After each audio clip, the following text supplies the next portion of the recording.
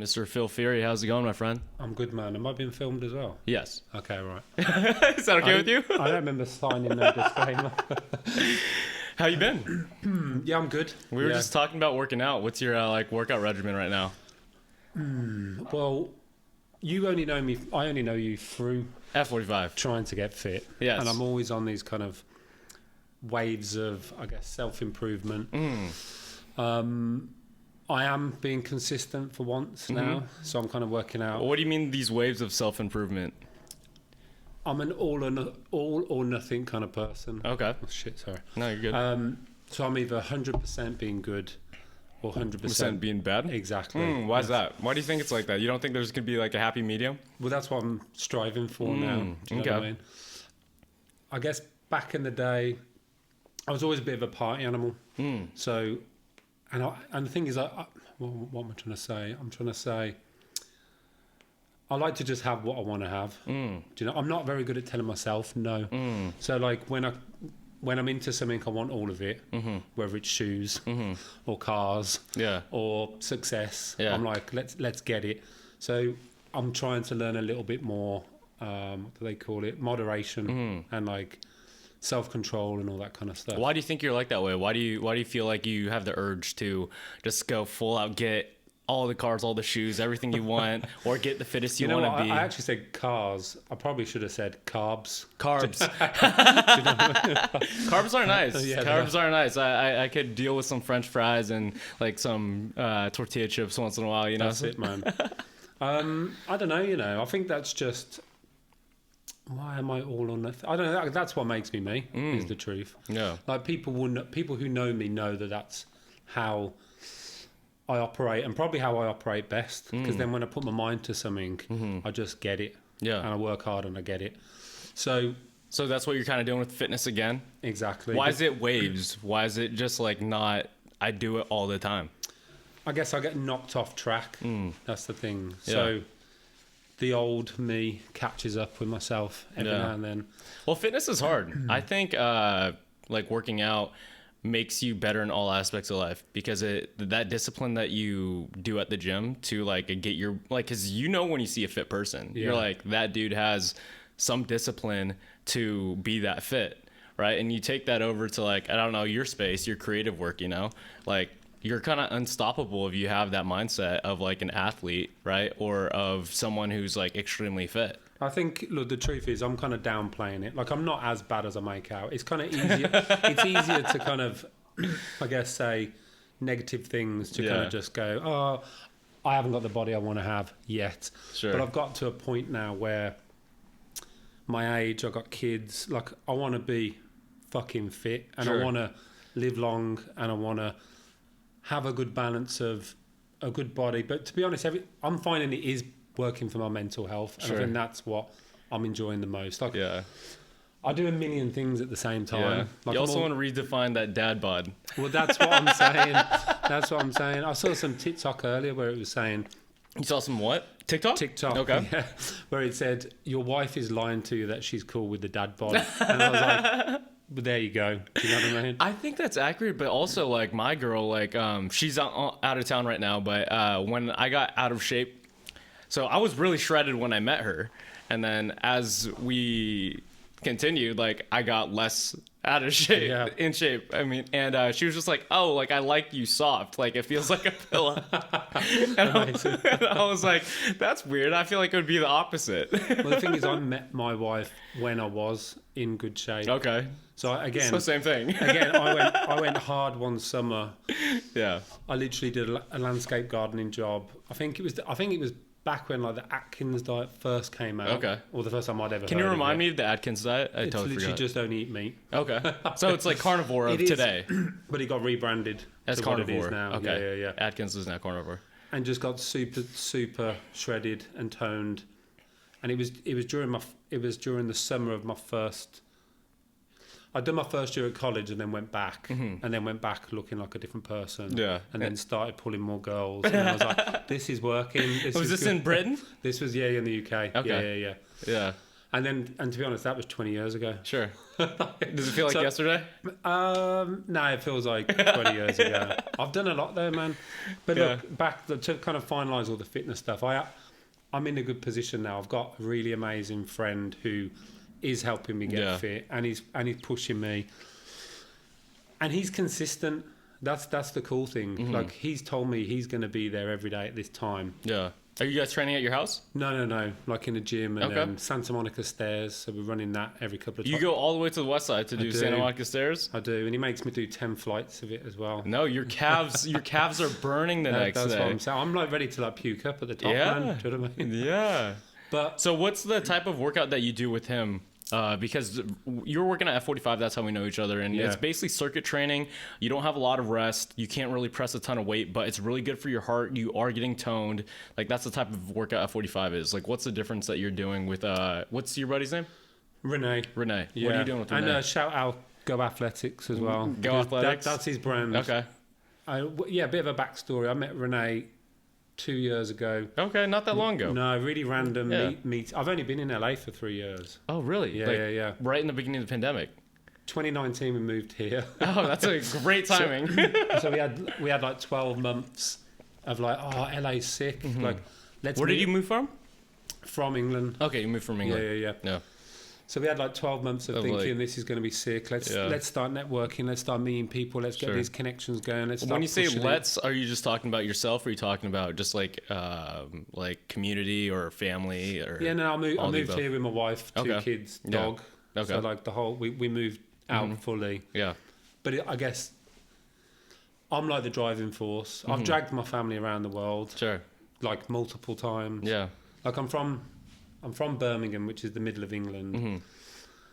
People now know Birmingham over here because of Peaky Blinders. That's Peaky fucking Blinders. That's what I'm saying. And Ozzy Osbourne. That's like it was Ozzy Osbourne. Now I can say Peaky Blinders, and people know what I'm talking about. Okay, that's funny.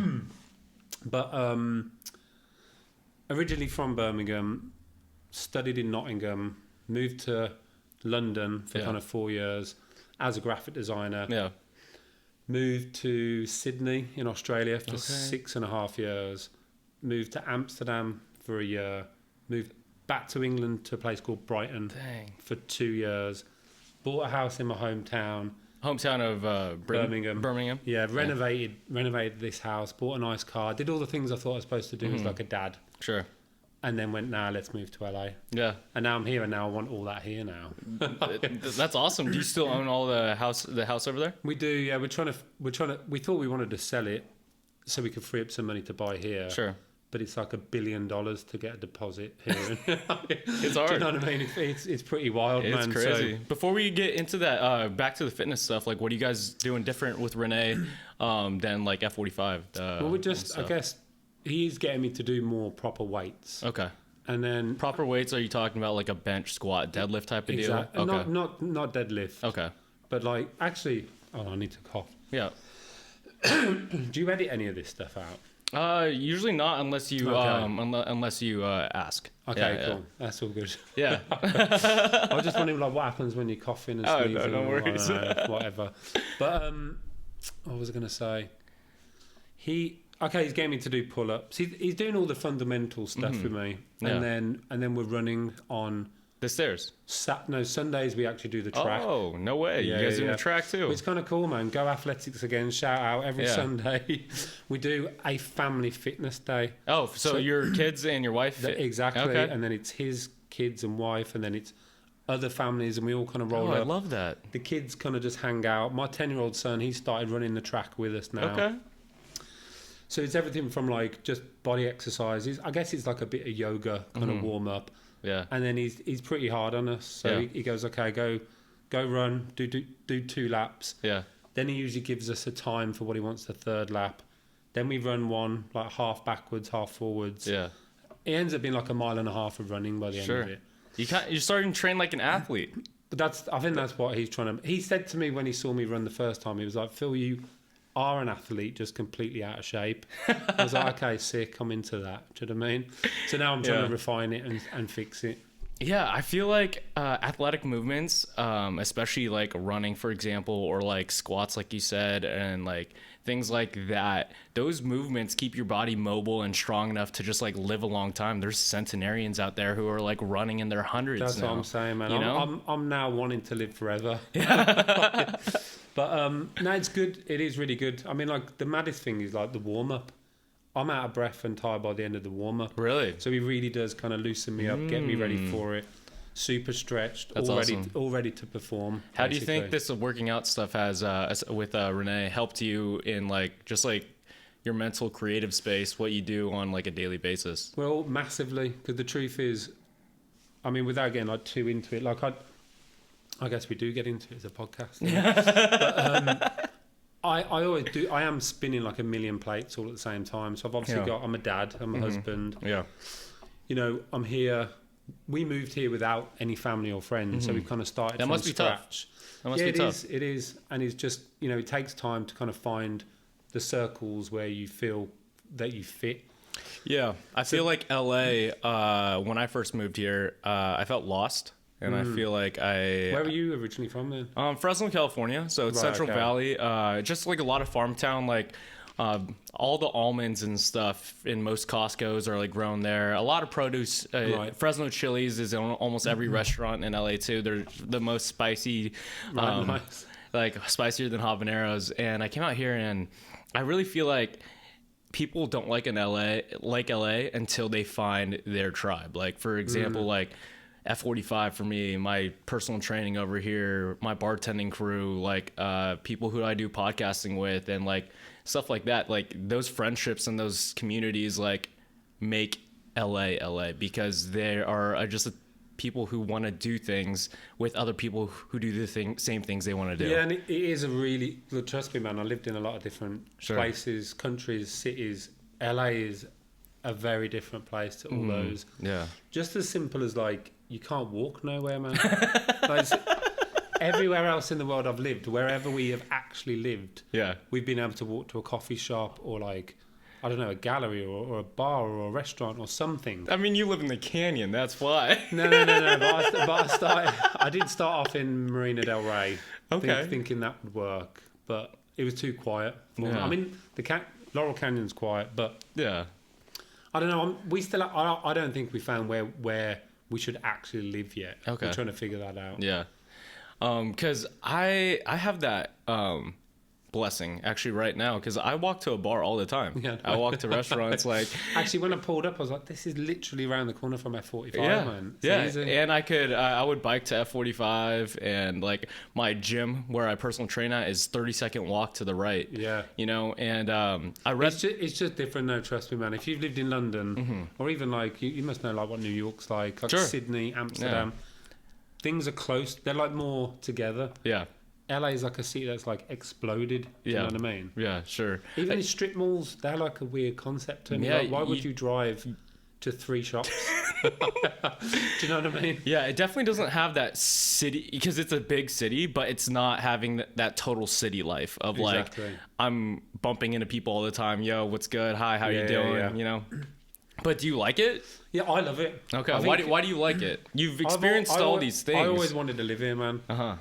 Like, why did you want to live here? I grew up coming on like family holidays to Florida when I was a kid. Okay. I love streetwear, basketball. I look better with a tan. Do you know what I mean? Bat with the tan? I look better with a tan. Better with the tan, yeah. So I was just like, and I love like, you know, obviously I grew up in the 80s and 90s with kind of, I guess the birth of like streetwear and like sport. Oh, what am I trying to say? Like everything, man. Like Hollywood, Americana, like the whole vibe I bought into. Do you know what I mean? Is it romanticized a lot overseas? It's different. Like no, some people will hate it. Okay. But weirdly, me and my brother loved it. How did you hear about it? Well, I guess like TV, man. Like trust me. Like were you a big like Michael Jordan fan? Well, I was talking to someone about this the other day. It's kind of mad because we didn't have NBA games on TV for a long time. So someone would pass around a VHS tape at school, Like, Oh yeah, like you gotta check out this, man. These you put it in the rewinder and everything. That's what I'm saying. They're called the Chicago Bulls. It's this, it's that. I'm like, wow, this is sick, you know. And then eventually we only had like 4 or 5 channels in the UK TV. Sure. And then Channel 4 did get coverage of NBA, and then that was it, man. Then I was hooked. You're hooked. Yeah. And then I used to obviously play a lot of sport. I used to be a rugby player, so I used to do like. I used to play for 4 different rugby teams. So you didn't play basketball. You played rugby growing up. Until I found, I played rugby. Well, okay. Obviously everyone plays football at home, but I wasn't any good at football. Yeah. And then I got big. I got to this exact height at about 15 years old. Oh, what? So that's the thing. They were like, "Oh, you're big. You play rugby," and then got good at rugby because I'd go to school. Well, also basically just bigger. to play rugby. You're also bigger than most 15-year-olds at that age. Well, yeah, exactly. Yeah. That's the thing. Yeah, and then the love of basketball kind of came with thinking, well, I am taller. You know, you start playing. I'm not tall compared to basketball players now. Yeah, like, back then. But when you're a kid, you think, well, you know, this kind of fits, and it's fun, man. There's an attitude to basketball that I love. It, you know, it's expressive, isn't it? It's kind of like it's got a swag to it. I love the kind of the body movements. I love all the kind of, I guess, the culture behind it. I love hip hop music. It all kind of just jams blended in together. Yeah.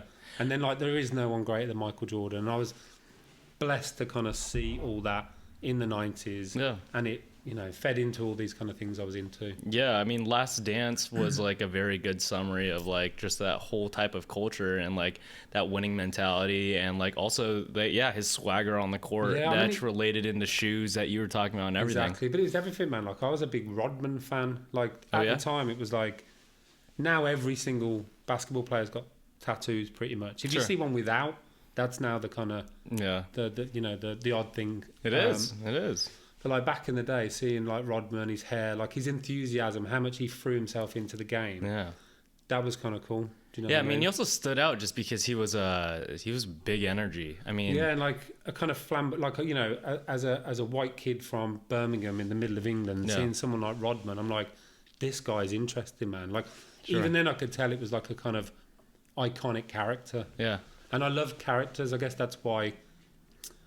I love kind of abstract, iconic, graphic images. Whether it's people, whether it's things like shoes, whether it's like, it's art. Basically, is what I'm trying to say. Do you know what I mean? Why are you so obsessed with skulls? I've been looking at your work the last like few days, and I was like, "Dang, this dude's work is so cool." But like I'm just like, there's a lot of skulls in there. It's like, I don't know. Where did that come from? I think that's a negative of my work that there's too many skulls in there. Why is that a negative? Well, you saying that's made me now get upset with the fact I've made too many skulls. No, trust me, that actually has. Really? I think it's like an easy. So now hold on, there's a couple of skulls up on that shelf actually. Yeah, that's what's this called? If that's not the universe, just staring right back at me then. Who's Conehead? Do you remember Coneheads? Yeah, Dan Aykroyd. Dan Aykroyd's vodka. Yeah, nice. He was a G, wasn't he, man? I loved him. Yeah, Dan Aykroyd's awesome. But yeah, he started that vodka company. I don't think it's doing too well, but like it's in a few bars out here. Yeah. I think, look, truthfully, I think I love skulls again because it's a graphic image, and obviously it's a way of representing a human form without it being a face. Do you know what I mean?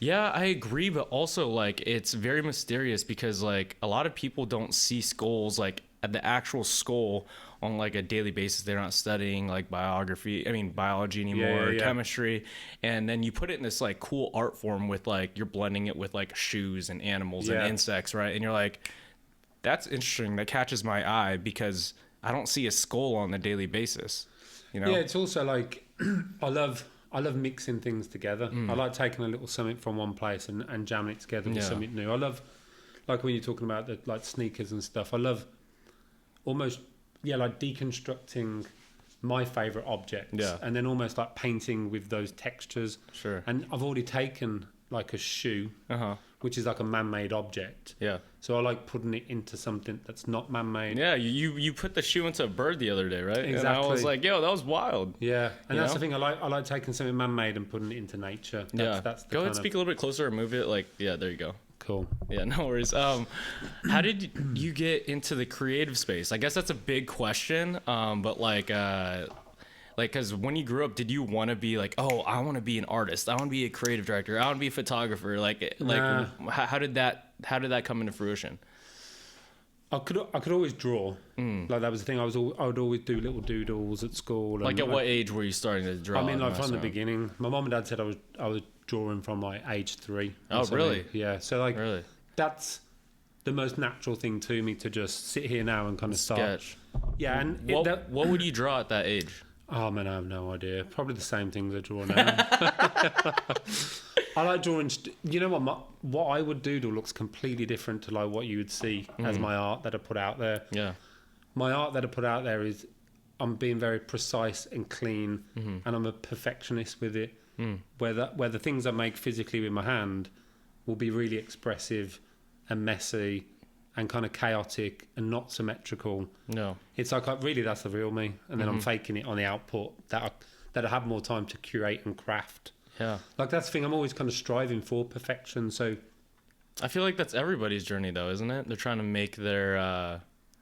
I mean, that's the whole thing with social media. They're portraying this, like, perfect, picturesque lifestyle with all these cool things that they're doing. And, like, I'm this and I'm that. True. I guess I haven't... But social media is new to my art, if you know, as in new to me creating. Yeah. As in, like, you know, I started as a graphic designer. I studied graphic design.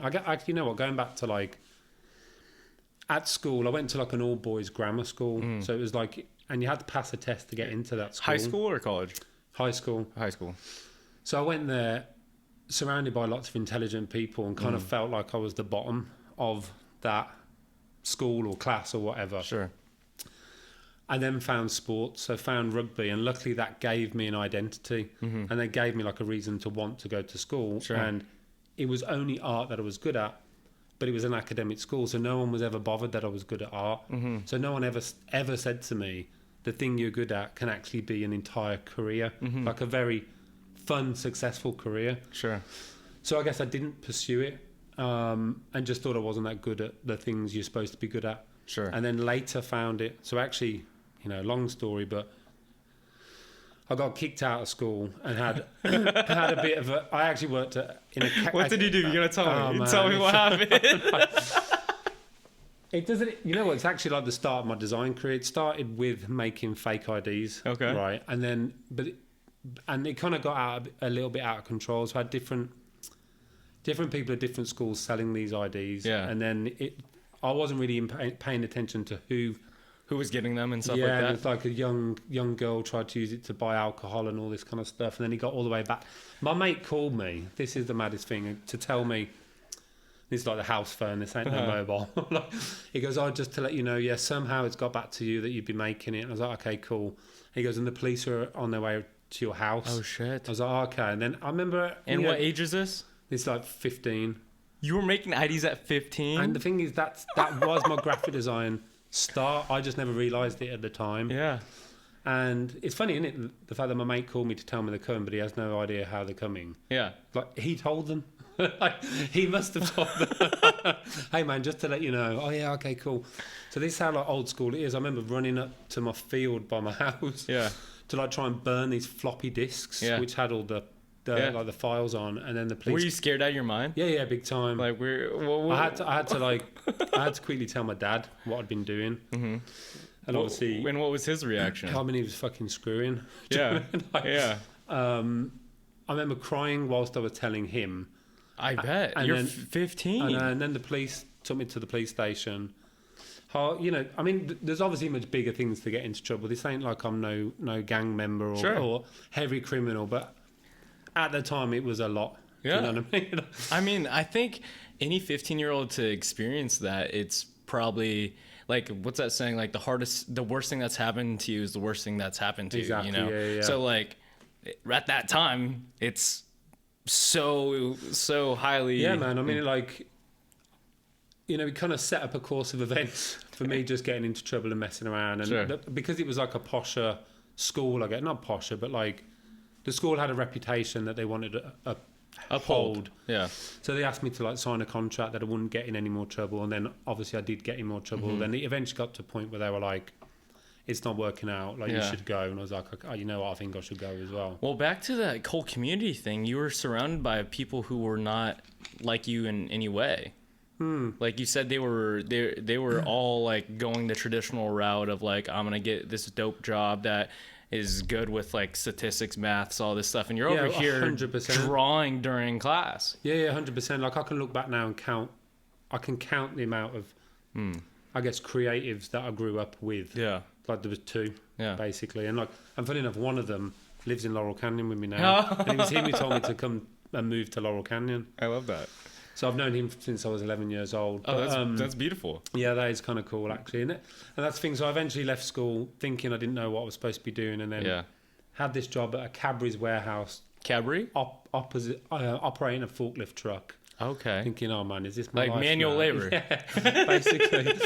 And then I remember, like, what was your headspace during that time? So like, you get kicked out of school and like.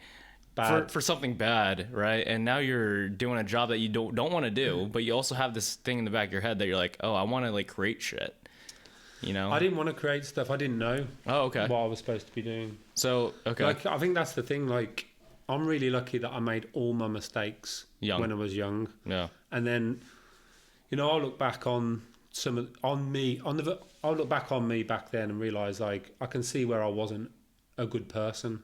And now I'm like, I never want to be that person again. And now I've figured out who I am and what I like doing. I'm all about the love now, man. Like, I'm about gratitude. I'm about paying it forward. I'm about helping people. I'm about uplifting people and just elevating life. Exactly. I think that's accurate, dude. Because, but the thing is, if you didn't go through those experiences, you won't be the person you are today. Completely. Like, you have to be a really, really, really, really bad friend to be a good friend. You have to be really bad at relationships to have a good relationship. It's true, man. Vice on everything forward, because, that's just life. If you don't experience it in a bad way, how do you know what's right? That's it. So, yeah, I mean, like, I eventually got to a point where it was my mom who kind of said, like, maybe you should try the art thing. Okay. Yeah, so then... You applied to like an art school, right? An art college. Okay. And then I just went, you know what, I'm putting my head down.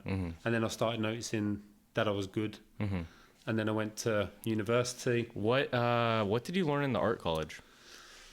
Everything from graphic design to product design to fine art. It was like a little taster of all these different disciplines. And then the idea was at the end of that, you would know where you want to go with it. Okay, so like you were drawing as well as designing stuff on a computer as well. Yeah, and like, to be honest, man, I got my little bro to thank for the computer stuff, because he brought home a cracked copy of Photoshop when we were like, maybe a cracked copy, like on the CDs. Yeah. Okay. So like, you know, a copied version when I don't know, man, maybe like 15 or something. Okay.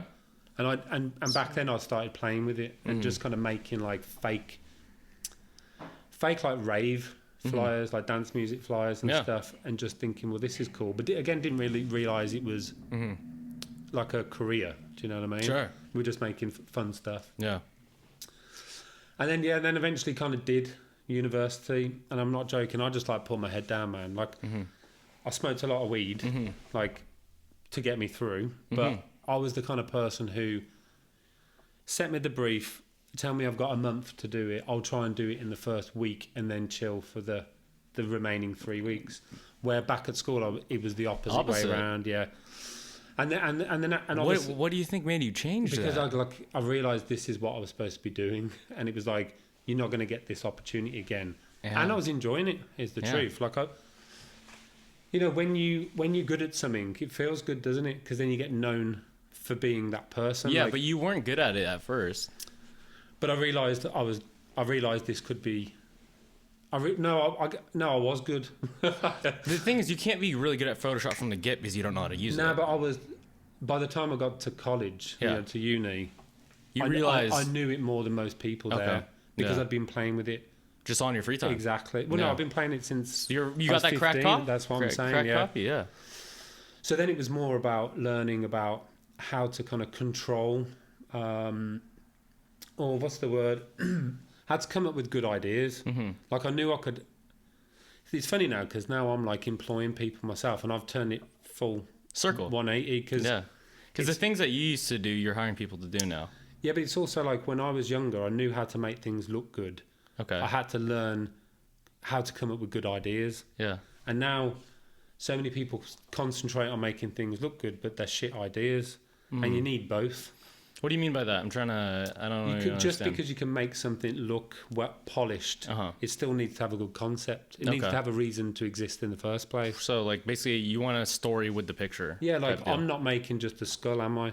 Yeah. I'm making a skull that's made out of something else that makes you think about all these things when you look at it. Sure. I'm not just painting a human skull. Yeah. And doing a good job at, wow, that looks like a realistic skull. That isn't enough. Well, it's not enough for me, is what I'm trying to say. To kind of really kind of make people think and enjoy. Yeah, but isn't ideas, if you go back to the concept of ideas, isn't a good idea subjective? Isn't it based on your own opinion? Yeah, but there's a level of like, that idea is shit. I mean, no, that's the thing. We live in a world now where like, there's a standard to like how we create stuff, isn't there? Do you know what I mean? Yeah. It's not like we know what looks good. We know what are good ideas. Like, what am I trying to say? It's like, yeah, but also, like, there's, like, sometimes no rhyme to reason. Like, for example, you're talking about symmetrical stuff, and it looks beautiful because it's symmetrical. And I was like, why do we like it more because it's symmetrical? That is nature, though. Yeah. Like, there's theory on that, isn't there? Like, the perfect human face is symmetrical and... Yeah, but then, like, you look at Marilyn Monroe, she has that mole, and everyone thinks she's more beautiful because of that mole. Obviously, there's what's the word? What's the word? Yeah, there's difference here. I guess I'm trying to say, like, not all music is good music. Just because you can make music doesn't mean music. Just making music. There's good music and bad music, is what I'm trying to say. And of course, there is good house music and good rock music, and like you might be into house and not like any rock. Yeah. But there's still levels to the things that we create. Yeah. I guess my point was, like, if you go back to the music examples, like, I might like Nickelback and rock, and you might hate Nickelback. I do. You know? So that's my point. Yeah, like, a lot of people might say Nickelback is a really good rock band, and you don't. But you know what I'm saying? We're back to good ideas and bad ideas. But you could still go to saying it's well produced and the lyrics mean something. I just don't like the end result. Yeah. Do you know what I mean? Yeah. No, that's interesting. Where do you think ideas come from? I've talked about this conversation like multiple times, and like you come up with the idea. So for example, your art, right? Yeah. Like these skulls, or for example, that shoe that you turned into a bird, right? Yeah. One day you had that idea. Yeah. And you decided to do it, and you put it down. You made it happen. Yeah. And like that could have never existed in the world, and you made it exist. You know. And like sometimes that idea would just go away, and another idea will come to you. But like, where do these ideas come from? You know, like where do you think you get the inspiration from, or is it not inspiration at all? I mean, truth. I mean, if I knew, then there would. I could always create the stuff I wanted to create if I exactly knew where I needed to go to find my ideas. Yeah, I'd be a genius. Sure. But I guess I could say that my inspiration comes from my travels and from people, and basically it comes from everything I am. Yeah. So it comes from my taste in music, my upbringing, the things I've experienced. It's like, do you know what I mean? I don't think there's like a solid formula. Yeah. I guess if that's the answer, where your ideas come from your life experience and everything like that, would you argue that your art is so quote unquote successful because of who you are as a person? Because there's a lot of quote unquote artists out there in the world, especially in LA. It's saturated. Yeah. You know, there's a ton of people who will come here and try to be a creative in the industry, but they will never make it. And it's a low percentage of success, you know, just if you look at the numbers. And so I've never even thought about that. You know, I just moved here and believed it would happen. No, I agree. You know, and like you've done it. You've basically made that dream of like all those people that I just talked about a reality, and those people, some of them will never be seen, you know. And is it because of you, or is it because in your life travels and everything like that? Or is it because that you had these ideas and you took initiative and actually did them? Again, man, I think it's a bit of both. No, I really do. Yeah. Because it's like anyone can have ideas, and I think I don't work hard enough. Like I could be producing 5 times the amount of stuff I produce, but you know, it's not that I'm not motivated. It's also like trying to find balance with all the other things. You're just talking about like your priority of being a dad and like all these things, fitness and everything like that. And I'm really hard on myself. So and that's the problem. I have a million ideas. Like if you saw my phone, it's just full of all these different types of things, just individual ideas, and then new areas that I want to get better at or learn. So like I shoot, I direct music videos and TV commercials and short films and animations, and I now want to know more about cameras. Yeah. So I'm like, okay, well, I should be shooting more of my own stuff. Yeah. So then I go, okay, that's one thing I want to do more of. I just bought a camera. I have no clue how to use it. Well, that's the thing. and again, you're only going to know how to use it by playing with it. Yeah. And then on the other hand, I've got more conceptual art ideas that I don't have the 3D application knowledge to make these ideas look at the level of craft like I demand from myself. So then I think, or the craft that or how you see it in your brain. Exactly. Right. So then I'm like, I need to do like a 3D modeling course. Why do you have to do it? Why can't you hire someone who's good at that? Well, that's often what I do. But the truth is, like, you never really get exactly what you want until you could create it yourself. Exactly. If I'm working on my own, it's the same thing with what I'm saying with if I controlled the camera. If I was holding the camera whilst I was shooting, it'd be different. Yeah, because I would go and find something. I would explore it until I'm like, that's it. Where I'm having to, there's another step in the kind of process where I'm trying to say, I'm trying to get this person to see what I see without them seeing it yet. Yeah. So I'm kind of trying to control them like a puppet to say, get here, get there. It's not working, but that's part of the art too. It is, yeah. I mean, I just think there's happy accidents that you miss. Yeah. Unless you're doing it yourself. Yeah. That's the thing. But if you were behind the camera, like, you might not be able to direct everyone properly well. Don't, man, you're sounding like my wife. She's saying to me, you do enough. She's saying, and the truth is, like, you need these other people as well. Like, yeah. But that's I'm never going to be a good DP. Like, I'll be good enough for like making some DP. What's that stand director of photography. Okay. Photography. So I would like the person who's controlling the camera on set, and I get the luxury and like privilege of working with specialists. So yeah, I would work with a skilled DP who would help me bring my ideas to life, and then I'd work with a skilled 3D modeler or 3D artist to work up some of my art ideas. And that's the thing. It took a little bit of time for me to understand how you need to like use other people, because you can't do it all. Yeah. And the truth is, you can do it all, but you get it to about here. Yeah. And then when you start actually like using specialists, it actually allows you to get to here. Sure. And then that's where the magic is, because then everyone's involved in making something good. Yeah. No, I was talking about that today because I was thinking about hiring a production company for the podcast, so I don't need to edit and do all those things and just focus on talking to people. And I was like, it could definitely make my life way easier, and also like the product's way better, similar to that. It's weird because it depends. I don't know. I'm just too much of a control freak for this kind of stuff. Like, I spoke about my mate Renee. Like, we've got this deal because I randomly met him. Yeah. And he told me about his brand. Shout out Go Athletics again. Go Athletics. Come on, let's go. GoAthletics.us. Go check it out. And I met him. We started talking. He told me he had a brand. I was like, let me check it out. I'll tell you what, I could help elevate the brand. So I rebranded it. Okay. So like just everything from logo to all the art direction to shooting all. Well, obviously sometimes we work with talented photographers. Shout out Cliff. And essentially just reskinned his whole brand completely. So I'll now come up with concepts for photo shoots and films, and we'll film them, and I'll edit them, or again get a bit of edit help. I'll grade them, like color correct them. I'll even shoot every item of product and Photoshop them myself. And get them ready for Renee to put on the website. Yeah. And then in return, he trains me. Yeah.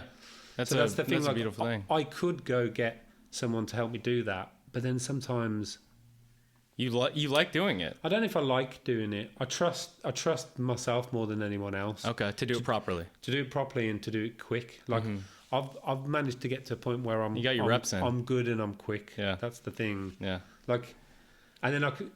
Yeah, I mean, maybe it would be easier to get someone to help me do it, but then I've got to tell them how to do it. Sure. And that'll take as long as it takes me to do it.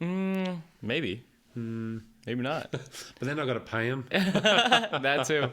I'm gonna be a little selfish. So this is my logo for the Bitters company. Nice. Okay. And I don't know. What's your opinion on it? Like we kind of had this idea of a candle and just like Inspirit Bitters, and then the play on words is like spark your spirit. So like your internal spirits as well as like your obviously alcohol spirits.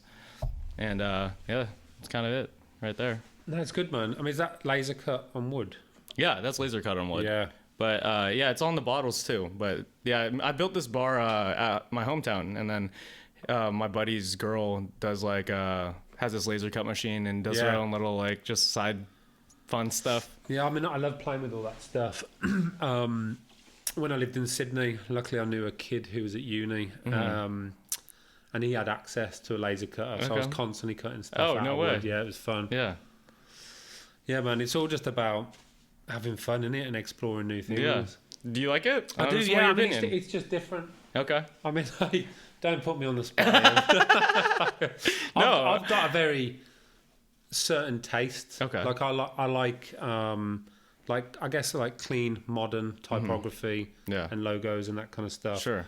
But then I guess when you look at the world that you're in, it comes with a heritage, doesn't it? So I understand. Be careful with the can. So like I understand your choices with it. Yeah, sure. Yeah. What was your besides the fake IDs? Yeah. What was the first creative thing you did, product or service that you got paid for? You could argue fake IDs is it, but well, yeah, not no, I that. guess it is that. Trying to think, maybe like some, excuse me, like some club flyers. Probably. Club flyers? Yeah, I mean, back in the day, man, that was my life in terms of when I realised school wasn't the one. Yeah. It was rugby and sport, but then it also became kind of music and partying. Yeah. And like I had mates who were DJs, and it felt, now looking back, it was like such an amazing time in my life, from like 17 to like 21, going out partying in Birmingham city centre. So shout out the Brum crew. The Brum crew. Yeah, the Brummy massive, basically. Nice. It was all about like dance music. It was everything from, I guess, like the birth of like trance house that led into this kind of like funky room that became garage and kind of jungle, and it was just it was just a fucking amazing party time in my life. That's awesome. Yeah, and like, you know, I think That's crazy because that was young too. Like if you were partying at like 17 like that, like that's a good 17-year-old life right there. it's different, man, because like the drinking age being 21 here. Is it 19 over there? No, it's 18. 18. So like, you know, again, I looked like this. Well, not like this. I had a full head of hair. When did you shave? Shave my head? Yeah. Well, annoyingly, I was shaving my head through my 20s because I liked the look of it. Yeah, I mean, you have a good skull, my friend. And now I need to shave it because not all the hair's there. Sure. You know what I'm saying? Yeah. So like, I guess, I don't know, maybe like by the end of my 30s, I was doing it. Okay. For fully shaving it. Yeah. It's a good look. Now I fully bick it. Like I fully shave it in the shower every day. I feel like it's so easy compared to like styling your hair and stuff. It makes life simpler. It does. And like, it's mad, isn't it? Because like back in the day, people didn't used to do it. Like if I compare myself to like my dad, I don't want to be dissing my dad or nothing, but he should have just shaved his head when he was like my age, but no one did. No one did. Everyone like, has the sides let's and grow not it on the side. I know. And I was like, that's just wild. If you look back at it now to that era of just like people who were balding, it's crazy, man. It's not a good look. Nah, it's like crazy. Totally bald with a beard looks really good. I'm fascinated with age and stuff. I don't know why. I always have been. Probably because I looked older when I was younger and used it to my advantage. But like, when I'll be watching some of my favourite 90s films, because I'm putting them on to try and school my kids with like what's your favorite 1990s well, obviously films? Back to the Future. Okay, Do you know what I mean? Yeah. But so then I'll always be sitting on Wikipedia thinking, well, how old is this person at this time whilst they're in the movie? And you know, and some of my favourite people, it will suddenly come up with like they were 40 or they're 44, and I'm looking at them going, what the fuck? They look so young, old. Oh, old? Yeah, really old in it. So like, they're I guess older, not back, younger. not Back to the Future. Or No, something not like Back to the Future. But it just felt like if you compare, I don't know, if you compare like someone in their late 30s in like an 80s and 90s film, they look almost like they're in their 50s. Exactly. Sure. I don't know if it's fashion or again like it's hairstyling, but I don't think so, man. I honestly think all around the whole like youth, the whole like I'm gonna live forever type of stuff, and like chase that like. There's the amount of dude friends that I have now who like take care of their face and all this stuff is way better than it was like 15, 20 years ago. Yeah. Like people would just put shampoo on their face, you know? That's it. I mean, I guess I enjoy being fortunate to work in an industry where you can stay a little bit young at heart as well. Yeah. Do you know what I mean? Like I love all the fresh, young, ambitious talent coming through. Sure. But there's still a place for me, and there's still a place for people who are 20 years older than me. It's an industry where if you're good, you're good. Yeah. Do you know what I mean? Yeah, I mean, it's just like the competence hierarchy. You know, if you're good at what you do, you're going to still do it. Exactly. Versus like, I don't know. I was going to say like a personal trainer who's like 90 or something like that. Yeah, like you can still do it with the knowledge and everything like that, but it's not the same as like someone who's creative, and you could just do that same thing. Yeah. But back to the Flyers thing and everything like that, how you got paid for it. How was your feeling when you got paid for something that you created? I'm trying to think, you know, if it even was Flyers, because the Flyers was probably a deal where my mate said, I can get you VIP if you make these Flyers or something. I'm trying to think what it was. I remember I did this, like, trying to think what the first thing I actually got paid for. I got like a free trip out of something, and that felt pretty cool. Okay. It was basically creating an identity for the World Kickboxing Tournament. Okay. And it was in Pisa in Italy back in like 2002 or something. Mm-hmm. And I just, my wife, who is my wife now, we just hooked up. Uh-huh. So I was like, oh, you know, I'll fly you over to Italy. Don't worry about it. So like, obviously, like, tried to play it like you hang out with me, and we just travel the world. Yeah. And that was the kind of payment for working on the project. So that was kind of cool. Like, did it give you any validation at all that like, oh, I could actually make a living doing this? I think that took a long time, to be honest, to really understand. I think that because, man, it's like you don't get paid lots of money to begin with as a graphic designer or a creative, and in fact, I almost think that was something that put me off wanting to pursue it when I thought it could have been a possibility. Again, like without dissing my family, like we're not poor, but we were kind of, we never what's the word? Well, we weren't rich, is what I'm trying to say. We were kind of lower end of just doing okay. If that makes sense. Like when you're growing up. Exactly. Okay. Yeah. And I'm not dissing my mum and dad. They worked super hard, but you know, my dad worked 7 days a week to provide the things for us. That you had. Just to kind of do what we needed to do, and like respect to them for that, because that, you know, I saw that work ethic in my dad, and now I get it because now I do it. But luckily, I get to do it in something I really love to do.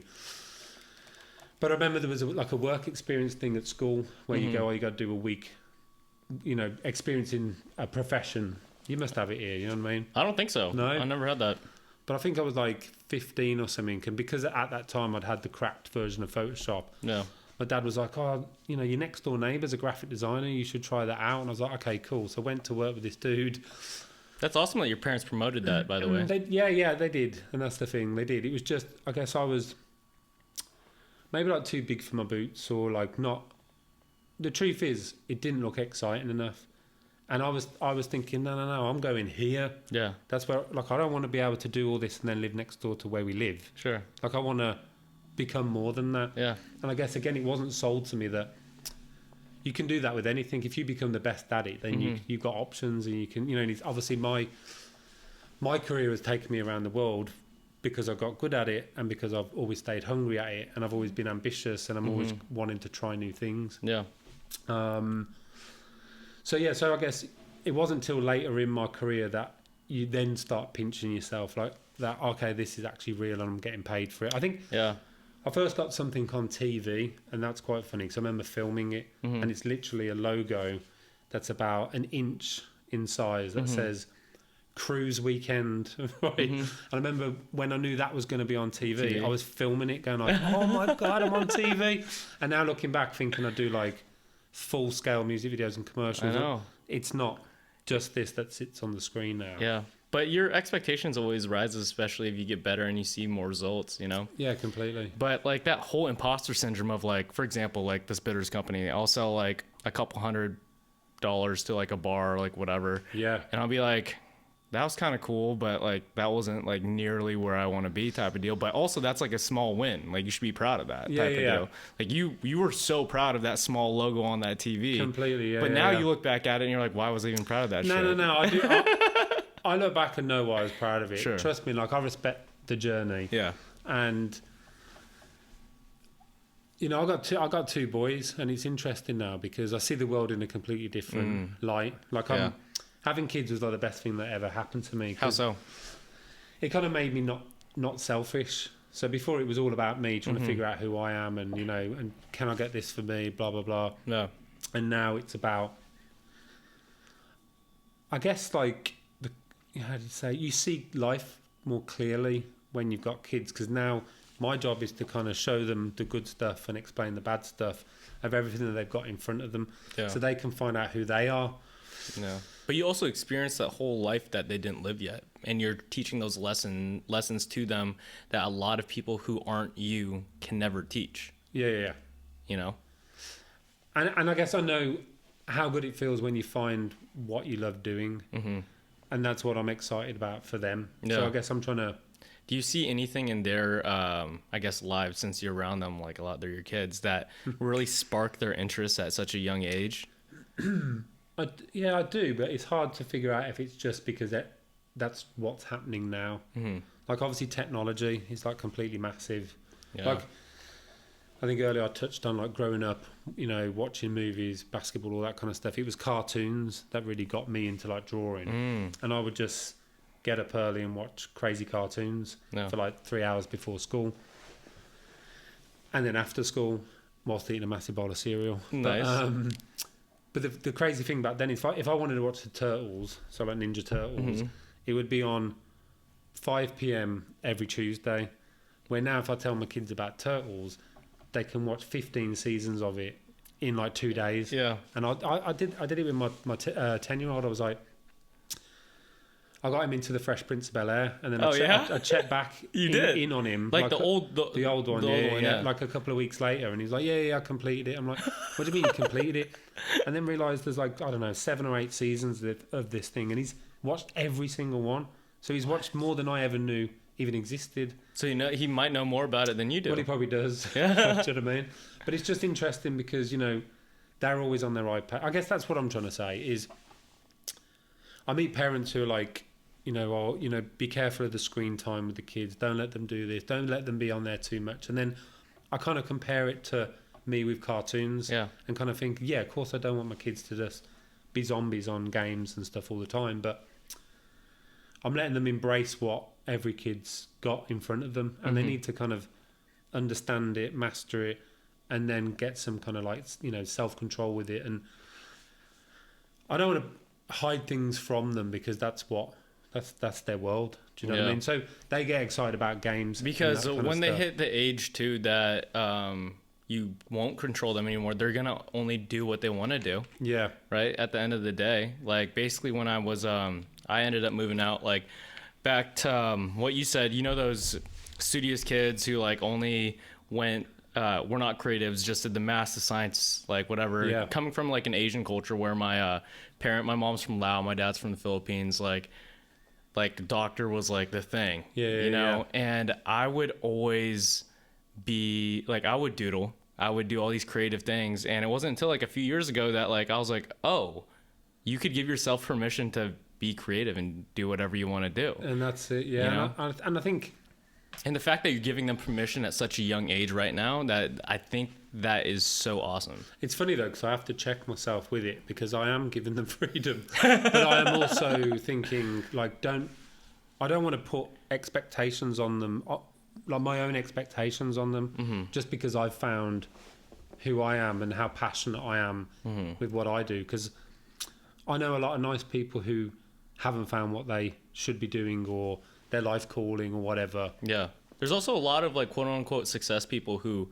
are successful, who have the nice house, the car and everything, but they're a lawyer and they hate their life. That's what I'm saying. Yeah. And that's, I guess, because I found I found creativity.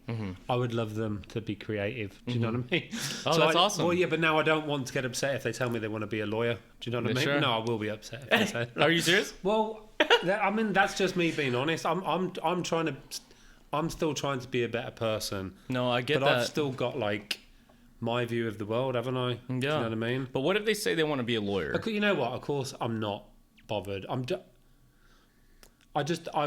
I would find it easy to relate to them, wouldn't I? Because I would be able to have fun talking about similar interests. I guess I'm kind of treating them more like friends than kids or whatever. But like, yeah. But couldn't you argue that there's some sort of creativity to like building a solid lawsuit, and you could kind of compare like that to like your creativity too? I don't know enough about law, but you know what? This is okay. Look, that's what I'm saying. This is me still growing, man. Because like the truth is, I just want them to be happy. Yeah. And then obviously it's like I was about to say, as long as they're into things I'm into. Yeah. But like that's a joke, but not a joke. As in like, it would be cool, innit, for your kids to be into the things that you're into, and it'd be great. That's what I'm saying. Do you know what I mean? Like, I don't share many interests with my dad, which is kind of sad because I love my dad, but like, you know, we've got a long distance relationship now because obviously we're here. Yeah. And it's much more a kind of check in and how's the family? You okay? We're proud of you. Like keep going. Yeah. But the idea, I feel like I've got a really close connection with my kids at the moment, and it'd be nice to kind of see where that grows. And because I know the happiness that comes from doing a creative job, and I kind of feel like, you know, back in the day you would have like a family business in it. No. So I could make kind of directing, art, our family business. Like my wife, she's creative. I met her studying graphic design. So like, awesome. You know, she's now Mrs. Fury on Filfury. We've got it's Fam Fury, the brand. I like that. I mean? So like, no, that's awesome. I would love us all to just be artists and creatives and you know, photographers, directors. I don't know, fucking all that shit. Do you know what I mean? That's the kind of like vision. Exactly. Yeah. Where did Filfury come from? I mean, it came from when I was a kid. My cousin used to babysit me and my brother a lot, and he was like 10 years older. He was a massive comic nerd, is the truth, before we had the Marvel movies that we know of today. Sure. And he would always sit there and kind of read us comics and teach us how to draw some of the drawings. I always remember he would teach us how to draw like clenched fists and all these different hand positions. It was fun, kind of hanging out with him. And I guess I got fascinated by all the kind of character names and all that kind of stuff. And I remember an art homework. I made a front cover of a comic, which was a Nick Fury cover that I kind of ripped, changed, put Nick Fury. Who's Nick Fury? Well, now he's played by Samuel L. Jackson. Okay. But back in the day, in the comics, he was a white dude with an eye patch. Oh, okay. So it was quite an easier swap to kind of just put blonde hair, take the eye patch off, put your face and on kind of trace over it and stuff. Yeah. Okay. So you switched you for Nick Fury. Exactly, and just put FIL as like Phil Fury to make it look like a logo together. F&F. Exactly, and then how old were you then? Like 15, 14. So you came up with this concept like years ago. That's the thing, and then even printed it on a pair of boxer shorts. Like, seriously, just had like Phil Fury on a pair of boxer shorts. I'd love to see a picture of that one day. It's even got a Union Jack behind it as well, the British flag. Yeah. But and then Hotmail came out, which is to show my age now. Like literally my first ever email address. Hotmail. Yeah. I put philfury@hotmail.com, and then as I started my career as a graphic designer, like my real name is Phil. Yeah. It's Phil Robson. Yeah. I'm not just giving all my secret identity away. No. But It's not on a fake ID, guys. But and with doing a day job, I was working at brands, like as in working my way up as a graphic designer, a motion designer, an animator, a design director, like this kind of traditional career path. But then I started making art, which started off as like the kind of sneaker mashup art and all that kind of stuff. And just started putting it out as Filfury and just putting it on filfury.com and a Tumblr and then Instagram kind of came along and just obviously I was always Filfury on every platform because that was my, what you call it, was just my name on there. And what they call it? Your brand? Screen name. Screen name? Yeah. Tag. And, that goes back. I did always just be doodling it in the back of the sketchbook again. Yeah. And, and it's just stuck. It's weird because like there's times where I don't like it. And then there's times where it makes complete sense. Like, if I was to come up with a name today, I wouldn't come up with the name Filfury. Do you know what I mean? Sure. It's kind of... But then when I'm directing something or when I've been in a meeting, usually on set, and then it's when people are kind of shouting it around and stuff, and then I'll hear a client or an artist or a musician and they'll say, I won't forget that name. And then I'm like, it's made sense that I was called this. Do you know what I mean? The importance of branding and nowadays is very important. Like it's like they remember you because of that. Yeah, you know? Completely. Yeah. And it's like it is you, but it's bigger than you too. Like because all your products are combined in there, all your art. Like it's not you as a person necessarily. I know it is weird, you know, because I used to have 2 email addresses where I would actually talk differently on both. You purposely talk differently. I would talk differently. Okay. So, mate, it's hard being in here, trust me. So I would actually like talk how I really want to talk. Yeah. As Filfury. So I would even like sign how off. You really want to talk. What do you mean? What do you mean by that? Bad grammar, slang, just talking as if I was talking to a mate. Sure. And then I would have my proper name, email address. And I would write like regards Phil and take it. Like it would be like a corporate version of myself. Yeah. And now I think I've kind of mashed them both up a little bit. I feel like your whole life, bro, you're just trying to get that perfect moderation. I know, yeah. It's like, I've never even thought about that. Yeah, that is like a split personality. I've even got 2 ways of talking through email. Why do you think you wanted that was so romantic for you? Like just being this like true person to who he is and just like the slang, like the art, just the way you want it, create it your way. Well, exactly that. It's like, it's real. But like sometimes it's hard to be completely real. And it's... Yeah. But I guess I needed to have a separation between the two because they are different. Back in the day, there was a day job. Like me rocking up to work when I'm in my 20s to a corporate building saying, I'm Filfury, they would think I'd lost my mind. Do you know what I mean? It's like, well, you're not. That's not your name, so what are you talking about? Where now it's like, as an artist, it works. And you know what I mean? They're 2 different things. Like one is art, one is design. One is about... Isn't art design, though? Art to me is... No one's telling me what to do. Okay. Design to me is art I'm creating for myself. Okay. And design I'm creating for someone else. I'm telling their story my way. Sure. So I'm fixing a problem with design.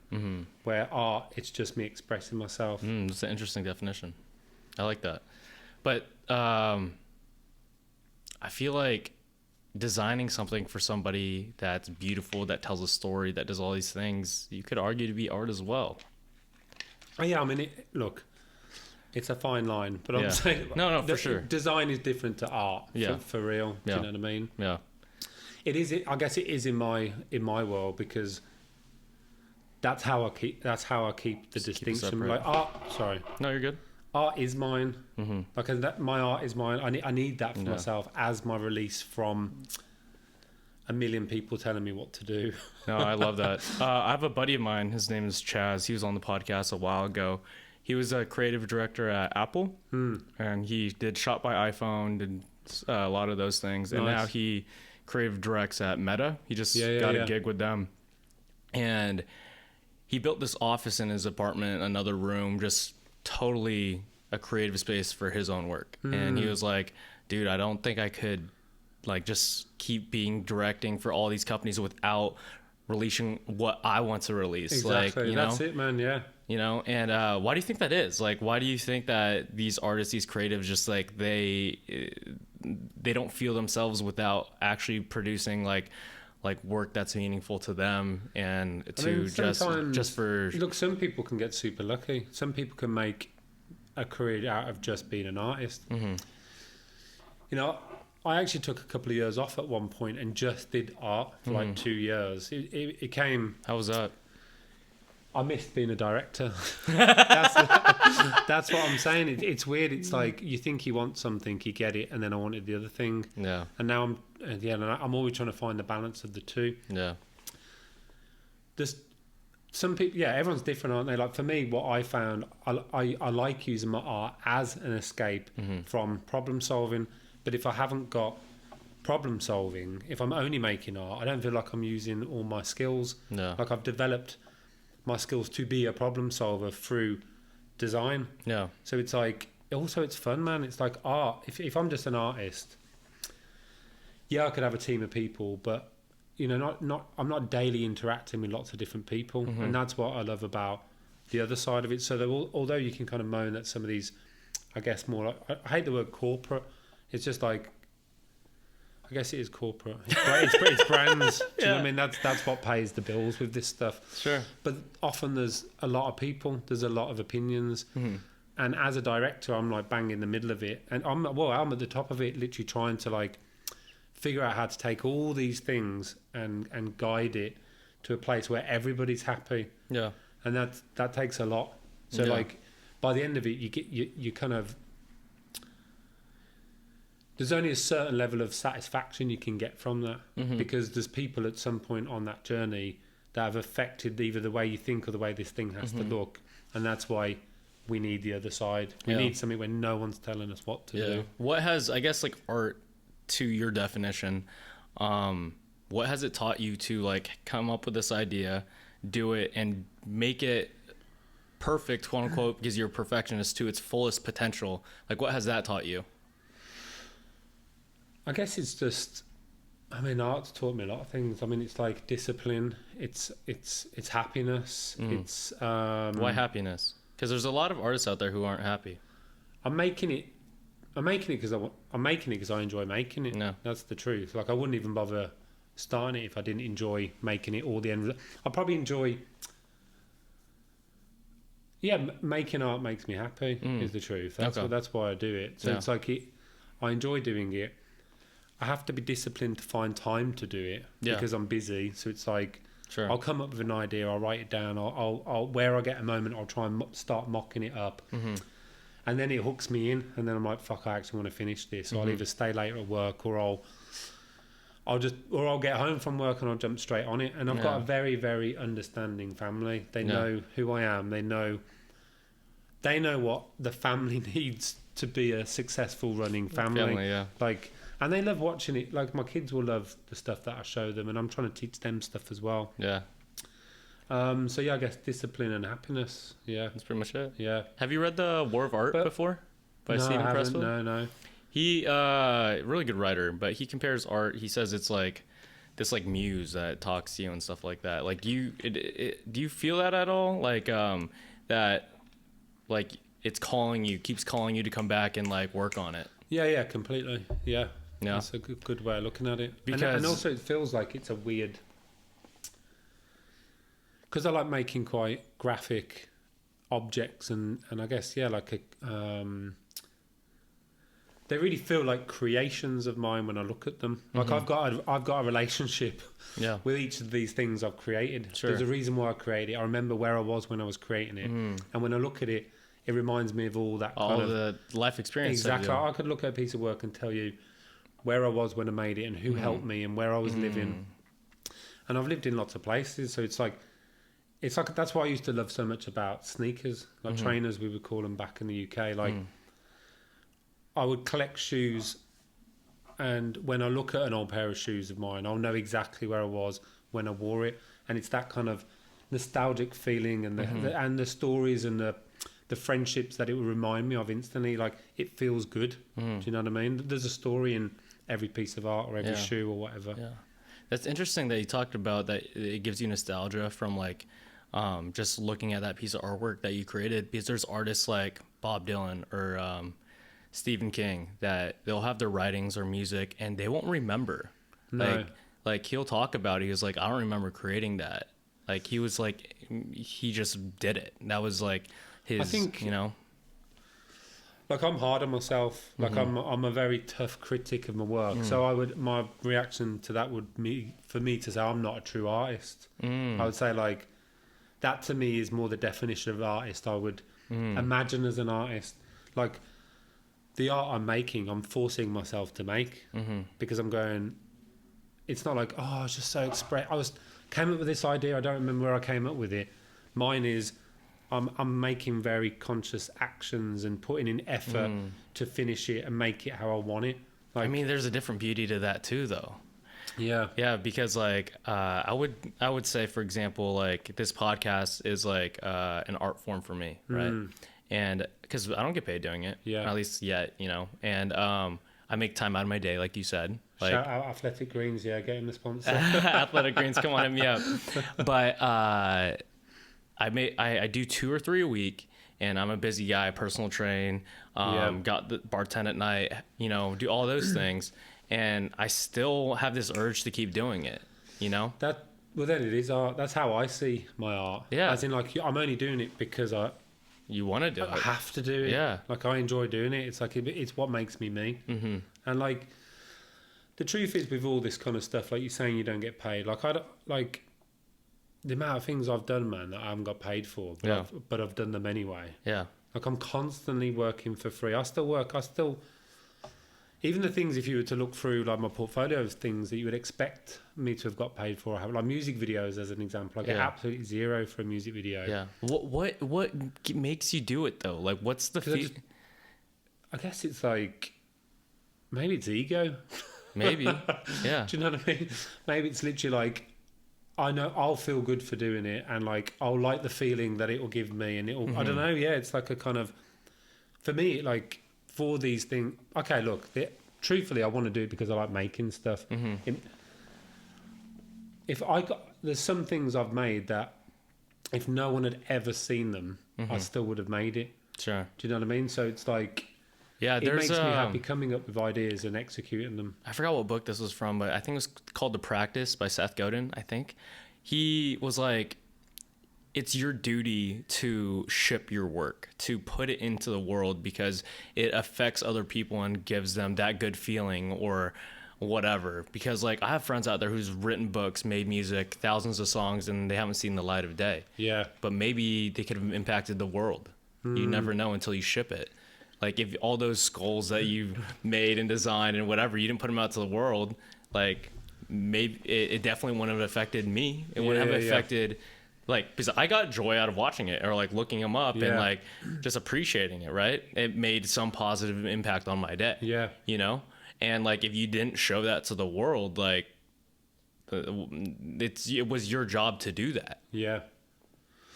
And I think it's a weird one, isn't it? Because you know, you could do more. Everyone could do more. That's what I'm saying. Everyone could do more. Like, as in, like, you know, I'm also trying to learn a little bit more about. I'm trying to improve myself on not trying to not be perfect with the execution. Yeah. But more being a little bit more honest with sharing process and stuff. I mean, like, okay, trust me, it's probably because that's what Instagram has done to us. Because like now, like I've been on Instagram a while and have kind of slowly built an audience through me just doing my thing. Yeah. And like gradually build an exposure through sharing work. Yeah. And now things have changed on the app, and it's, you know, they're trying to get us to do reels and all this kind of, well, reels are doing better or whatever it is than stills. I love stills. Don't get rid of stills. People still like things on their phone that are still. Move. Yeah, do you know what I mean? But then that's the thing, that has now opened up a side of me that I didn't want to necessarily share, but now maybe it's a good thing that I am sharing. Yeah. Like you wouldn't have seen the bird. Yeah. Like, because you would just see the end product, right? And I'm not happy with the way it looks, so I've never shown the end product. So I showed that as a work in progress. Dude, like I watched that video 100 times the other day. And the thing is, like, even when it gets to the end, I'm looking at it going, oh man, like I want to cut the wings slightly different there. Yeah.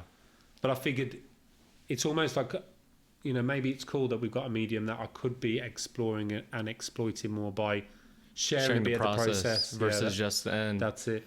Like I like, look, this is like a probably sweeping statement, but like the American people I've met sound amazing. Like you know, your voice now, it sounds so natural. You just talking in your voice. Like Renee, all my friends that I've got here, it's like they'll just talk, and I'm like, your voice sounds amazing. They talk on their reels. Yeah. They talk on their TikTok. I'm a Brummie from England who doesn't like, and I don't like hearing my voice. Do you know what I mean? Oh yeah. So it's like the idea of me then talking over a reel or putting my face on a reel. Like I've got a face for radio. Yeah. Do you know what I mean? You're it's right like, though, I like being the other side of the camera. You're right, but I'm listening to your voice right now, and I'm thinking all the thoughts that you just said about me. Yeah. I'm thinking like this dude has a very unique voice. It doesn't sound like anyone in the United States. Yeah. Well, maybe it works me coming over here then. And no, it does. And you know I what I would mean? really appreciate if you were doing a reel with that bird and explaining it with your voice. Yeah. I would have think it would have been a lot more captivating because I have no clue what you were doing because I don't know the space. Yeah. You know what I'm saying? I think it's weird though, isn't it? Because it's like, I used to like sharing things. Not just even before like Instagram. That's why I liked having a website. Yeah. Because you could curate it, so you can have this like version of. Well, it's not even a version of yourself. I just like sharing my work. It wasn't any more deeper than that. It was like, here's something I've made. I'm documenting it. Yeah. It wasn't ever supposed to be explained. Do you know what I mean? It was supposed to be you figure out what it means. Why am I telling you what it means or telling you how I made it? Wasn't that the beauty of art, that you look at it and go, fuck, that's kind of mad, I wonder what it means, and then you talk about it, not have me going, so what I did here was, do you know what I mean? So we've been pulled in as creators to like say more than we need to say. Yeah, but I also think the talking about it is part of the art because you're explaining it. I don't know, I guess so. I'm just like sometimes a bit more moody. Sure. Like if you look at a piece of painting, right, and you see the whole process of like someone painting this beautiful picture that just looks like a picture, I mean like a photograph versus a painting. Because like you look at the final product, you're like, how did that happen? You know? And then you see every tiny dot with like this tiny pencil and you're like, whoa, like that. I think you've got to be everything now. That's what's kind of mad. So it's like, not only am I trying to say, I've got a day job where I'm a director, I've got my art that means something to me. I've now got to become a TV personality or presenter to talk through my art. And then I've got to look good because in case... Like I don't like the way I look. Do you know what I mean? It's like, it's a lot, man. Like, How do you answer that question like very precisely? Because you do a lot of things, and so when someone asks you like, "What do you do?" Like, what's your go-to like quick answer? Because it's a lot of things. Because you're not gonna list off. No, I think like, it's who I'm talking to. Yeah. Do you know what I mean? Yeah. And what level I need to kind of go into things. Yeah. If you had to identify yourself as like one word or one thing. Like what artist would that be it? I would say I'm an artist and a director. Okay. Because they're like the truth is I'm spending right now 90% of my time directing. So the art is on the back end right now. Icing on the cake. Just fitting in, fitting in when I can. It's just I do all of it at the same time, but it's just directing's what I'm spending most of my time on. Yeah. How do you think you got so self-aware in just like what you're talking about right now, because you're talking about like you being a perfectionist as like a negative light. You're talking about like these certain things as a negative light, but you also know why you're thinking it. Like you're very self-aware of it. And because most people they just are that and they don't even know they're that. I don't know, man. Like did you do some deep self-work or something at one point in your life? Because like to be self-aware like that way. I think I've just grown and experienced as a human. Yeah. And like no one wants to be a dickhead. Do you know what I mean? As in like, and I'm making mistakes all the time still. Sure. And I'm like, I look back and I'm thinking, I guess like I'm just Oh yeah, I was about to say I'm trying to perfect myself, Yeah. but the truth is, I'm just trying to like improve and just fine tune things here and there, like become a better communicator, be nicer to people, like do you know what I mean? I feel good. No, I just remember back in the day when I was living in Sydney, there was a moment where a client came in and they didn't know my name, so they asked at reception, we want to see the moody guy, and I used to have like. I was way more of a kind of moodier person. It might have been like the weed, and where I'm from is more of a kind of tougher place. Yeah, it's not LA. No one's walking around smiling and sunshine. It's a bit. Do you not smoke weed anymore? No, I'm completely completely. And it was so stupid as well to move here, like the 15-year-old version of myself. Seeing billboards when I'm driving, I'm like, this is like a wind up. Yeah. What was the reasoning for that? For not doing it? It's that all or nothing kind of thing. Like, do you not think marijuana has sparked like a lot of creativity ideas in your life? There's like two sides to this. The problem is I grew up in England, and you put tobacco with the weed. Sure. Like, so you Blunts. No. As in a blunt is fully weed, isn't it? But there's a tobacco leaf. Yeah. Yeah, I'd smoke spliffs. Okay. So it would be, before I had money, Yeah. it would be 2/3 cigarette, 1/3 weed. Weed. Okay. Then when you had money, when you had a job, it would be 2/3 weed and 1/3 tobacco. And the truth is, I've got like an addictive personality with that kind of stuff. So, like, I used to smoke cigarettes, like. I managed to get off all that, and I won't smoke weed without tobacco in it. Oh, really? Yeah, I just don't like. I just don't like it. No, I want the hit. Yeah. So like, I love smoking. That's the problem. Yeah. So like, every now and then I'll go, oh, maybe I need a little bit of weed to just kind of make me see this creative thing differently, and then I'll enjoy it. Then I'll beat myself up about it, and then I'll find myself smoking every day. And I'm like, I'm not smoking for the weed now. I'm smoking because I'm putting tobacco, like I'm putting a cigarette in it. Yeah. And then I'm like, oh my God, I'm back on this circle again. And then I'll have to hype myself up, psych myself up to stop altogether. So I'm just better not getting back on that train, man. You know what I mean? No, go ahead. I was just going to say, and in terms of creativity, I don't know, like I used to tell myself I needed it to come up with good ideas, and yet I've probably had all my best ideas not being stoned. Really? Yeah. And I was a very like energetic stone person. Like I would smoke it and then do stuff, and like and sit there and work on my computer and stuff. So I wasn't someone who would just like literally be KO'd. Yeah. And I don't know. I don't want to rely on something else to make me. Is what I'm trying to say. Yeah, no, I get it. I just probably started smoking and taking edibles and stuff the last couple of years, and I think it's been a big positive in my life. I did mushrooms for the first time probably this time, January 2021, and I would get really crazy anxiety smoking weed, and after I did that, I didn't have it anymore. I was after you did what? Mushrooms.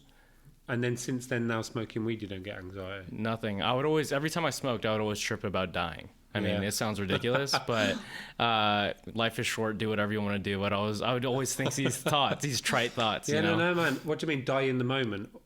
No, I'd die from smoking. No. I would always think like, life is short. Yeah. Why are you doing this bullshit? Like, I would always be in my head about like, you're not doing enough. You're not doing. Every time I got high, I was like, you're not good enough. You're not doing enough. Your life is short. You're gonna die. Do something that's meaningful. Yeah, you know. Yeah.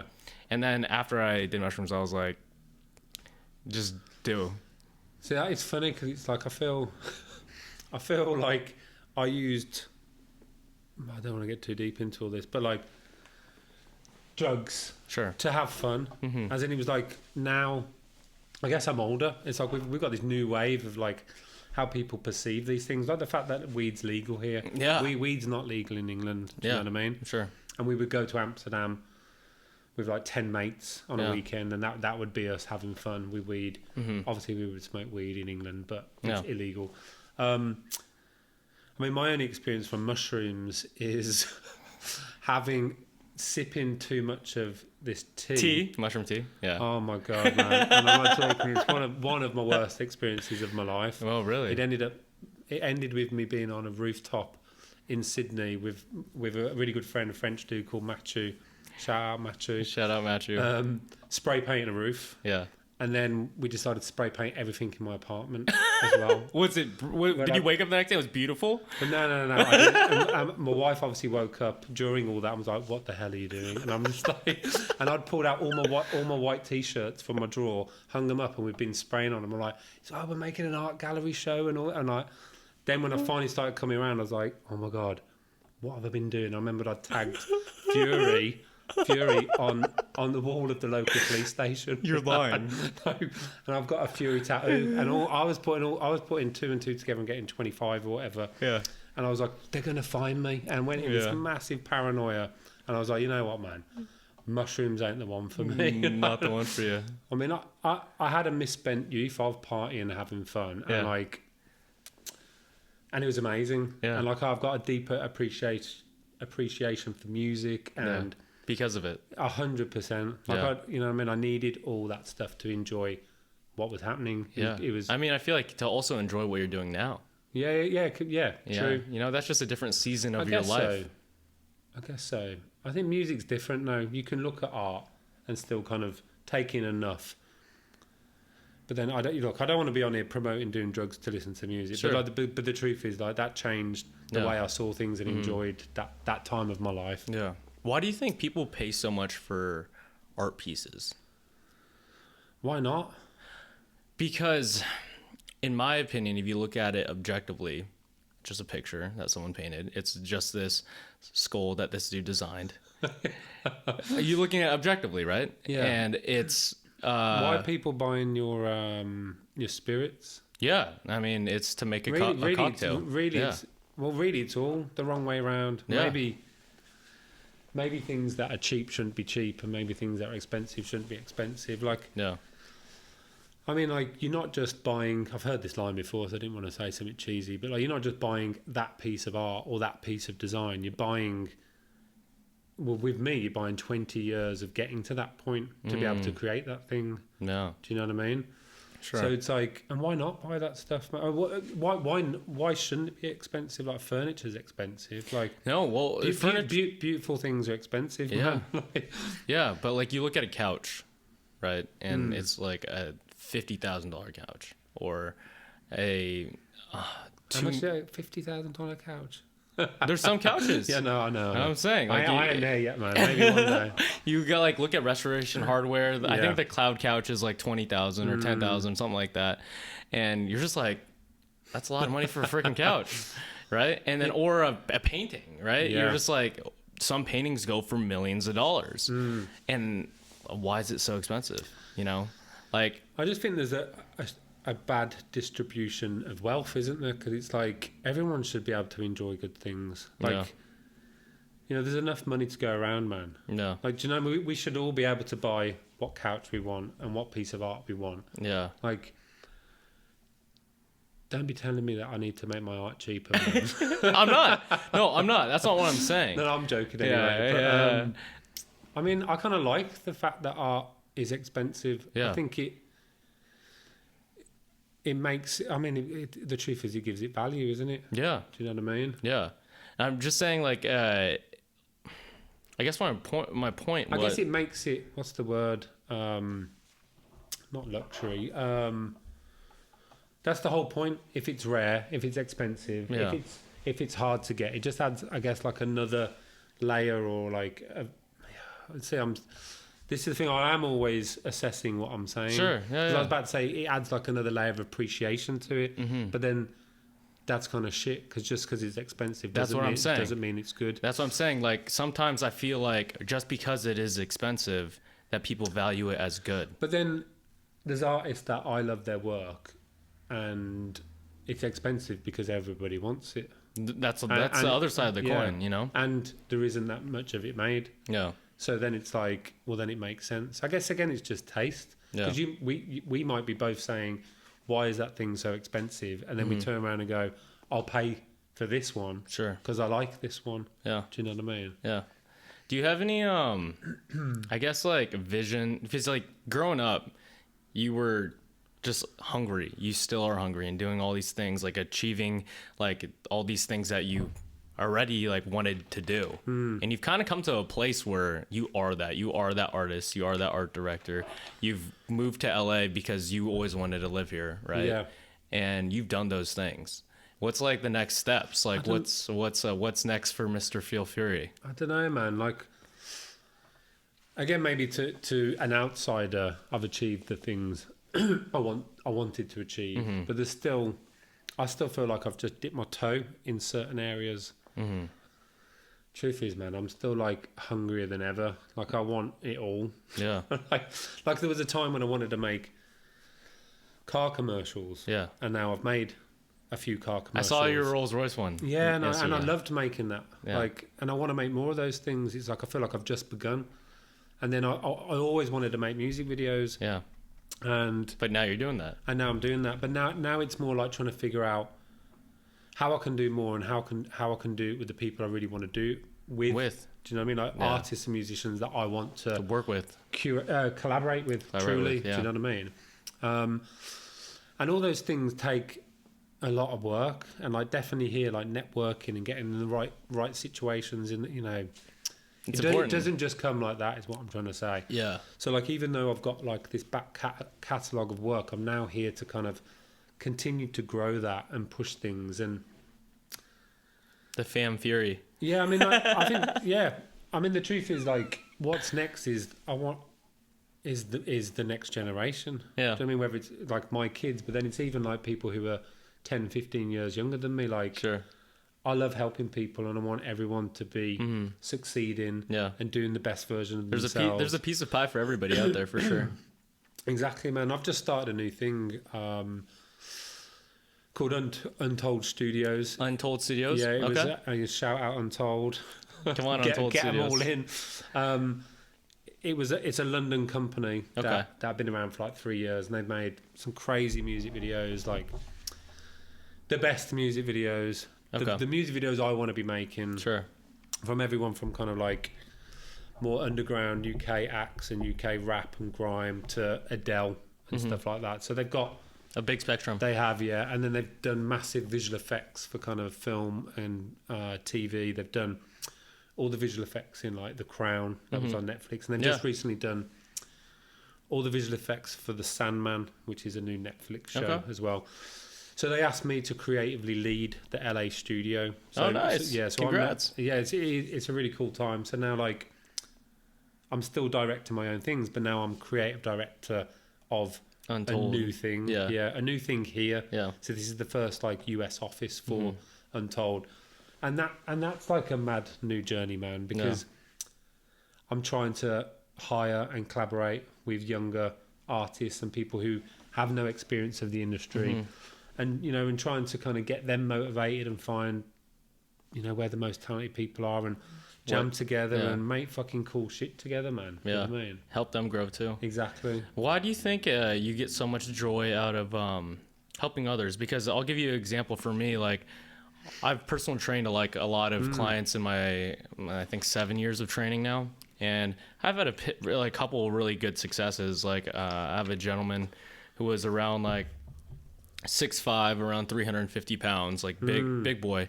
And he lost 50 pounds with me in 3 months. He was saying like he could walk upstairs, carry his kid, like his whole life is better, And like regardless of the money, it wasn't that much at the time because I was just starting off. Like I got so much joy out of like helping this guy out. And I guess back to you, like you said you get so much joy out of like helping others and growing their projects and making them the best like them they could be and stuff. Where do you think that comes from? I mean, man, if we haven't got each other, what have we got? It's about other people. It's about everyone just being happy. Do you know what I mean? I was just touched on that story earlier about being called the moody guy in the studio, and then I remember what was mad was I moved from Sydney to live in Amsterdam, and my mum gave me this book. It was like, I think it was called The Power. It was kind of like a what do you call it? What's the what do you call it? Law of Attraction. Law of Attraction? The Secret type of it wasn't that book, but it was similar to that. Okay. And it was quite simple. And it was the first time I'd really read someone explain that you get back what you put out. And like when it was just as simple as that, I was like, well, that makes a lot of sense. Do you truly believe that? Yeah, 100%. I mean, it's how I've done everything I've done. So like when I moved to Amsterdam, I think the first time I kind of saw my attitude change was the way I reacted to a job that went bad. Yeah. And I remember the producer kind of came in and was like, Phil, they want to start again. They've scrapped everything. I was like, oh, okay, cool. We'll figure it out. And they're like, no, you don't understand what we're saying. They don't want fucking anything that you've done. It's starting again. I was like, cool. I was like, there'll be a solution. Yeah. And I remember in that moment thinking, fuck, the older version of me of that would have like hit the roof. Been so mad. I would have got so angry and so fucked off, and I'd been swearing and I'd been like moody and depressed, and I would have let all these things get to me. Affect you. Yeah, and then really it's like, it's not that deep. It really isn't. Do you know what I mean? And I think, I've got two boys, shout out Bo, shout out Odie. I actually gave them sneaker names, believe it or not. Oh, yeah? It's Bo Cortez and Odie Blazer. Oh, no way. Yeah, so I nearly tried to do it the other way around, but it didn't quite work. But, didn't quite work because your wife didn't agree? It's like, I think I had to check myself and think, hold on a minute, these are called middle names, but not first names. Yeah. But, I'm teaching them this. Like my son, Odie, my 7-year-old, he is like, I guess he's like a mini me, like he's a ball of energy, and he goes in he's very passionate. Yeah. So he's either again super happy or he can be super moody, and he can swap just like that. So he reminds you of old you. Definitely. And like, I was telling him off yesterday, and I had to kind of, he's only like this big in it. Yeah. And I was just like, look into my eyes, this is what I'm saying to you, like, I've told you this, like, be good and good stuff happens. Yeah. Be bad and bad stuff happens. Like, it's as simple as that. Do you know what I mean? Mm-hmm. Where Bo, he's my 10-year-old, he's a much kind of sweeter, more sensitive, caring soul. Yeah. I've actually put him in a couple of music videos. Oh yeah, that's awesome. Because he, the truth is, he was cheap. Free talent when there was no budget for a certain music video. What do you think you learned or learning, I guess, from your kids right now? Because I feel like you're parenting. I'm learning that life's short in a way, because I've seen how quick that. Not that life's short. That's not fair. It's more to enjoy the present, because things are changing so quickly with them, and I want to make sure that I'm savouring all these moments. Yeah. And what was the full question? You said, what am I learning? What are you learning from your kids? And again, learning to be a better person. Like all the fitness stuff, man, would not have happened if I didn't have kids. Why? I think because I would just be more selfish, and I'd kind of just think it doesn't really matter. The addictions of kind of like drinking, smoking, partying, that kind of stuff would outweigh the need for vanity. I would see it's vanity, where now there's a bit of vanity wanting to look good, but the kind of fitness side of it's coming a bit more from like, I want to be around with my kid. I want to be a fit dad, and I want to be able to outrun them to at least they're like 15. Do you know what I mean? No, that's awesome, because a lot of people never stop smoking, never stop doing those things, even when they have kids, and it ends up like deteriorating and like whatever. But there's also like the people who find the happy medium and do both, you know. But like back to your addictive personality, it's like you so well that you're like, oh, I have to cut it for them type of deal. To be honest, man, I keep myself in check now with all that stuff. Like when my son, when Odie was born, I started not a journal. It's called a letter to Bo and Odie is what it's called in my phone. And every now and then when I'm in a mad situation, you read it? I just document what I'm doing. So I might be in a fashion show in Milan, or secretly having a cigarette, and I would just go, fuck, I don't feel good about this, and I'd write it in there. Yeah. So that then there's like a true reflection of who their dad was. Yeah. And then have they read any of it? No, they haven't. No. I don't even know why I wrote it. I think I wrote it probably because I was in the middle of not being able to break away from addictions. And I also used to get too deep into thinking like a hypochondriac. So I'd be like, you're going to kill yourself early doing these things. So I was like, I better write all my things to the kids in case I don't live long enough to tell them in person. Yeah. And now obviously I believe I'm going to live long enough. Sure. And now it's like a nice documentation of like highs and lows and explaining to them like what goes into kind of becoming a man and being okay with his faults, I guess is what I'm trying to say. Do you think you're ever going to let them read that? I don't know how they would or why they would. To know, I guess know you as your older and most present self as well. Yeah. You know, because there's like different seasons of your life, and it's cool. Like that's one thing that I wish I knew about like my parents or my grandparents or family. I was like, what was my dad like at this stage of his life? Because I only know him as the version I know right now. Exactly. You know, they don't know Dad Fury at 20 whatever when he was Mr. Moody. Yeah. You know, and like just looking at it from like a son's perspective, I was like, I would want to know that guy. I guess just you still wouldn't really know, because I wouldn't write in there I'm a moody motherfucker. Sure. But you would know it would be what you're thinking at the time. Yeah, true. You know, because every now and then I'll pull it out and I'll read it to my wife. And I'm like, oh no, well, like I did it maybe 3-4 months ago, and it was this whole dilemma of we're not happy in Birmingham, and I was saying, what do we do? I had dreams of us, you know, traveling to the US. Like, will I make it there? Will this work? I don't know whether to mess you kids around and move you out of school in England and do all that. And that's all documented. So that's kind of, well, actually, it's not documented. It's more me saying, I don't know if I should do it. And then you fast forward. I mean, that is documented. Yeah, if you fast forward 9 months and it's, so we moved into a place in LA and so on. Yeah. And I'm trying to like get my kids into this stuff, like, I guess, not spirit, maybe it is spiritually, but like living a positive life. Like, so my 10-year-old now, he's got affirmations that he says in the morning. Did you get him into that? Yeah, I did. And well, in terms of, we wrote them together to kind of just give him a little bit of a nice start to the day before. It's that thing of like getting up and kind of reminding yourself of you're lucky, you're blessed, and stuff like that. Exactly, and just like like gratitude and encouragement and enthusiasm for like literally seizing the day, as cheesy as it sounds. Do you know what I mean? And now he's doing a little workout, and like I never did a workout at 10 years old and said affirmations, and like I'm just trying to do my bit to set them up. And if they can consistently do some of this stuff, then it will open a lot more opportunities to them to find themselves. That's all I'm trying to do.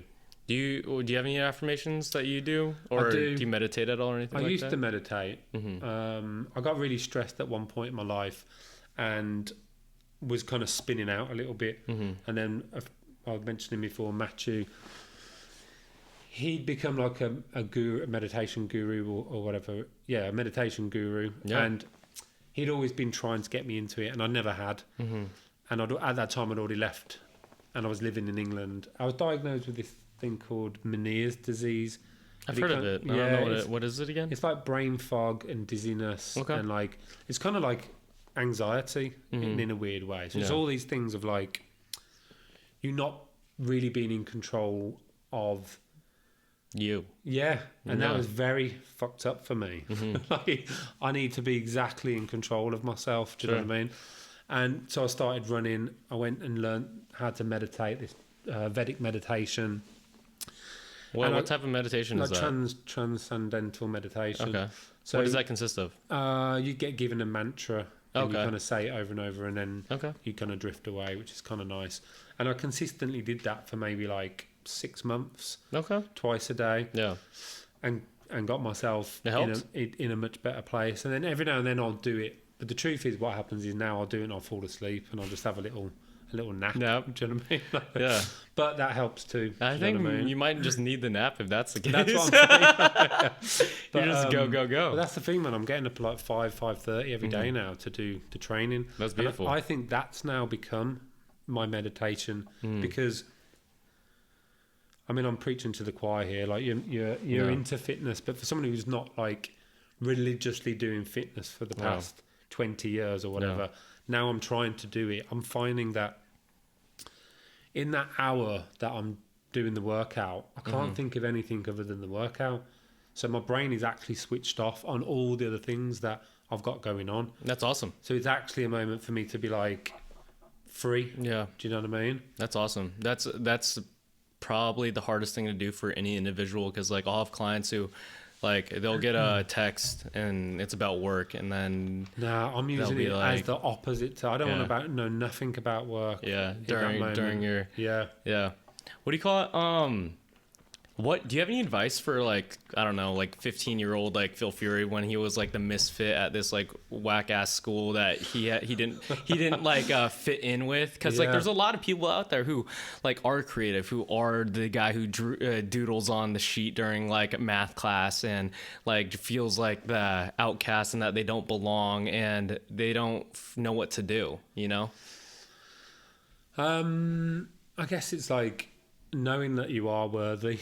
And that, like, it's easier said than done, isn't it? Because, like, at that time, you're being judged by all these other kind of factors that, like I was saying, how there's only 2 people I know from the whole of my youth who are who have gone on to do anything. Actually, sorry, no, there's not 2. There's only one of the 2 who was who could draw, who've gone on to do that as a career. Yeah. So it's kind of like, how do you explain it? It's like you just haven't found your people, is the truth. You haven't found who you are or who you're supposed to be around. So it's like having faith. And how do they find the people? How do they find who they are? Yeah, I'm trying to think how to explain how. I guess how did you do it? I don't know. Maybe I'm being truthful. I think. What's the thing? It's like you have to make your own luck, don't you? Like you have to just keep going. Exactly. Yeah. Like as in, no, a 15-year-old version of me in Birmingham didn't know I'd be sitting here in LA. Yeah. Do you know what I mean? Like, but there's been millions of kind of correct decisions made, or just decisions that were made to get me here. Yeah. So it's more like, just keep going and find yourself is the truth. Like, like if you know, if I was talking to a creative version of myself, like another creative my age, a 15-year-old version of me, I would actually say, like, really find the thing that makes you happy and pursue that. Yeah. And don't let other people shut down things that you wanted to do. Yeah. Like I remember, because I was a rugby player, I guess it was like a football player here. So there's like this kind of a jock kind of identity to it. So like I really wanted to get into skateboarding, and I remember I had some friends who were skaters, but then some friends who were like rugby players. Yeah. And I remember there was this moment where it didn't really fit, and then I went with the rugby, and I'm thinking, like, in all honesty, my mates who I know who were skaters who got into graphic design way quicker than I understood it was there already. Yeah. From the kind of iconography and the fashion and even the directing. The skate culture. Exactly. Yeah. Do you know what I mean? So it's like, don't let other people shut down who you think you're supposed to be. Like, pursue all the things that you love. And it's hard because it's like, you know, you have to pay bills and like do all these things. Well, no, even just like you listen to people, don't you? Where maybe you shouldn't be. Yeah. You just need to listen to yourself and put up with feeling a bit weird and awkward in some situations. Yeah. And you really never know really what's like right though.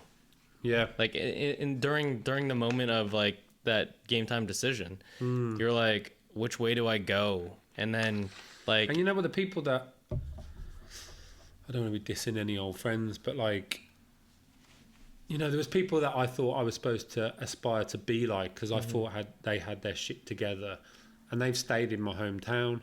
So I would always compare myself to something that I shouldn't have been comparing myself to. The entire time. Because like, and I'm not saying that they're not happy. They are. So, well, I hope they are. Yeah. But like, that's them and I'm me. No. So it's like, you put I'm judging myself on things that are limiting my true potential. Yeah, that's hard to do sometimes because I looked up to a lot of people growing up as well, and I recently went home like a year or two ago. I used to be a sushi chef for a year in this one spot, and I just went to go check it out. And I had sushi there, and there there was a lot of servers, chefs, and all these people that I knew who still work there. And it's been 6, 12, almost 12 years, 10, 12 years, you know? And you're like, whoa, like how much have I experienced? I know, but you know what? Like there was an older version of me that would kind of look down on that. And the truth is, like, what are we all doing? Aren't we all just pursuing happiness? So it's like they might be really fucking happy. So like, just because it's easy for me to say, like, I guess me and you have the privilege to say that we are pursuing happiness. Yeah. When there's a lot of people out there in the world who are pursuing survival.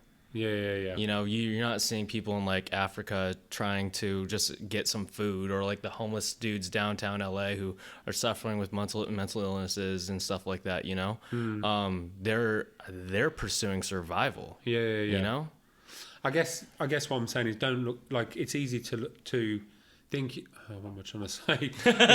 In the nicest way, I'm saying, because I remember when I lived in Sydney and people would say, "Oh, would you ever go back home to England?" And I was like, "Nah, fuck England. It's cold. It's raining." Now I found where I'm supposed to be. Yeah. And then obviously I ended up going back to England and living there for like 3.5 years. Yeah. And I ate all my own words. Yeah. And I think all those types of experiences have really made me be less judgmental and of to just people of everything. Yeah. Yeah. As in, like, just because I've travelled around the world doesn't make me a better person than the person who hasn't left their hometown, who finds joy in doing what they're doing. Yeah, because like sometimes, man, I think to myself, like, I feel like I would have again, it would have been easier to not go around the world. Like, do you know what I mean? Moving like, that many times sounds like a lot. And I've moved 20 times in 20 years. Yeah. Like literally 20 different houses and apartments. Why is that?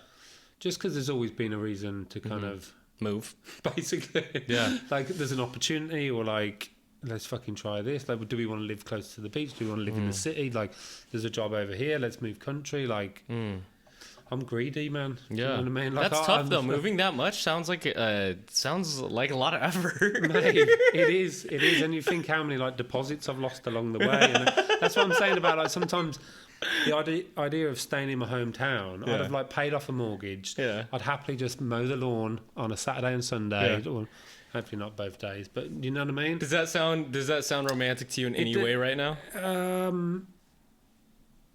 It doesn't. Because that sounds horrible to me. Well, no, but you're a slightly different age. Yeah, you're right. But I also do have friends who are back home that have their like 9 to 5 jobs. No, so I went home. My buddy as a kid, right? Yeah. And he has this garden of like squashes, mints, like all these things. Yeah. Mows his lawn every Saturday. Hangs out with the grandparents and his kid, and it's just like he's enjoying life. Yeah, that's what I'm saying. You know, as in there is like, maybe this, you know, it being a little bit more simple would be nice. Like what I'm trying to do right now is get that version here in LA. Like, as in, I want, you know, a family home. I want my kids to now have stability and be able to just meet their kind of, what they call it, people. Like, exactly, meet their friends and stay at a school and all that kind of stuff. Not be moving all the time. No. Yeah.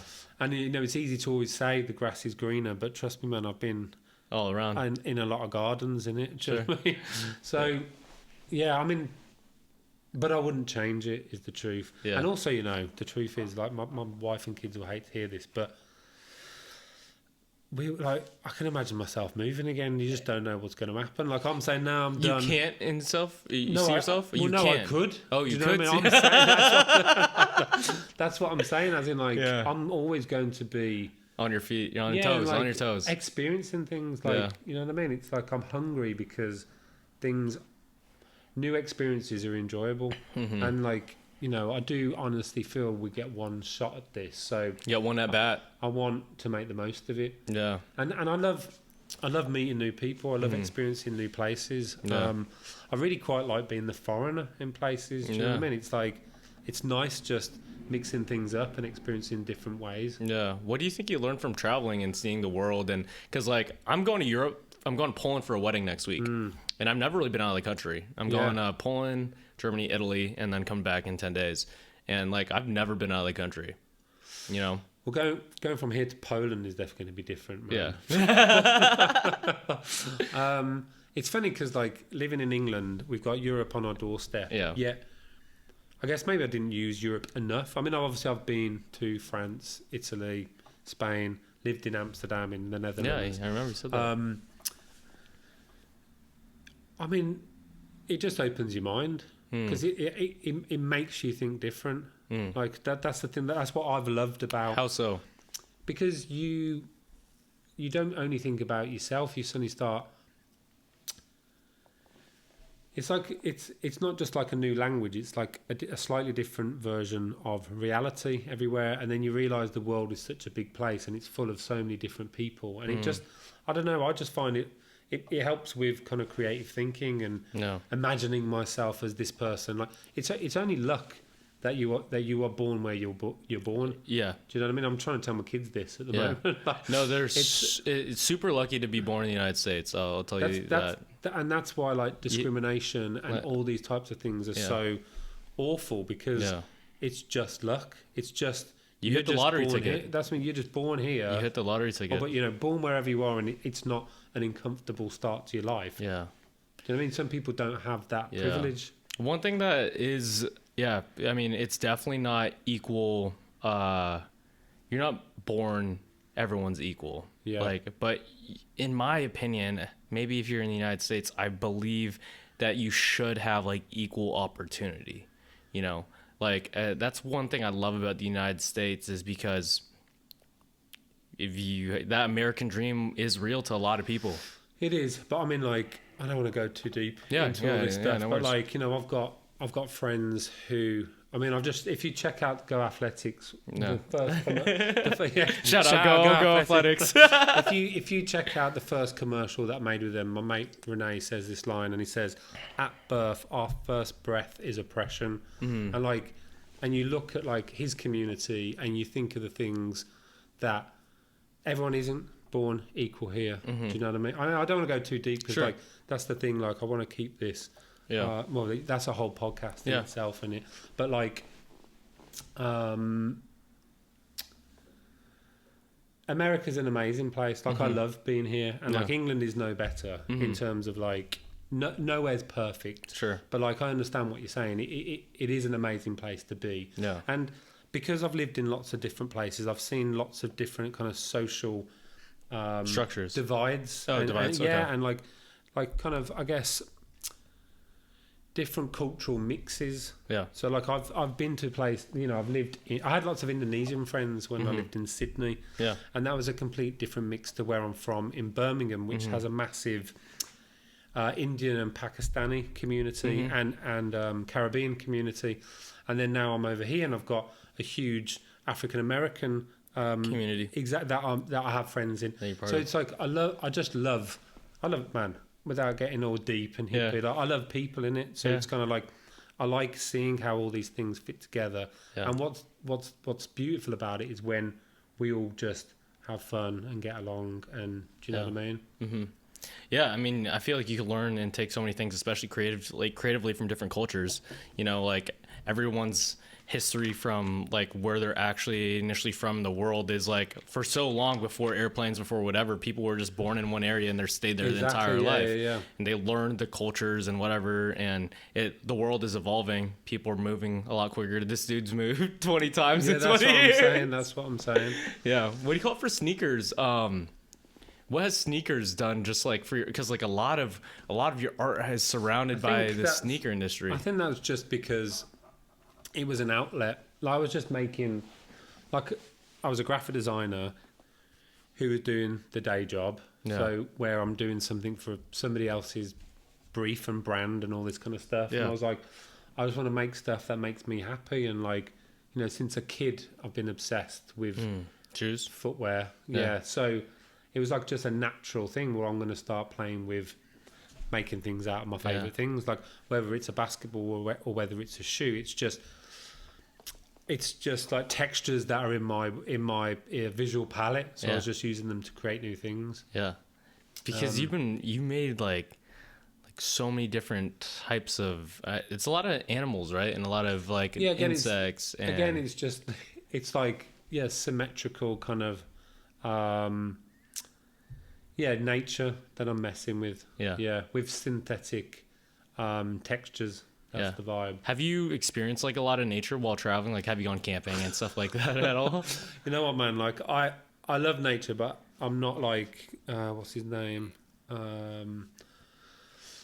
you ever seen Naked and Afraid? Yes, I've seen a couple. Because that scares the life out of me. Yeah. Because I'm like, I could do that, and in reality, I couldn't do that at all, man. Like, I'm a city boy, so it's like I'm not. You know, Australia.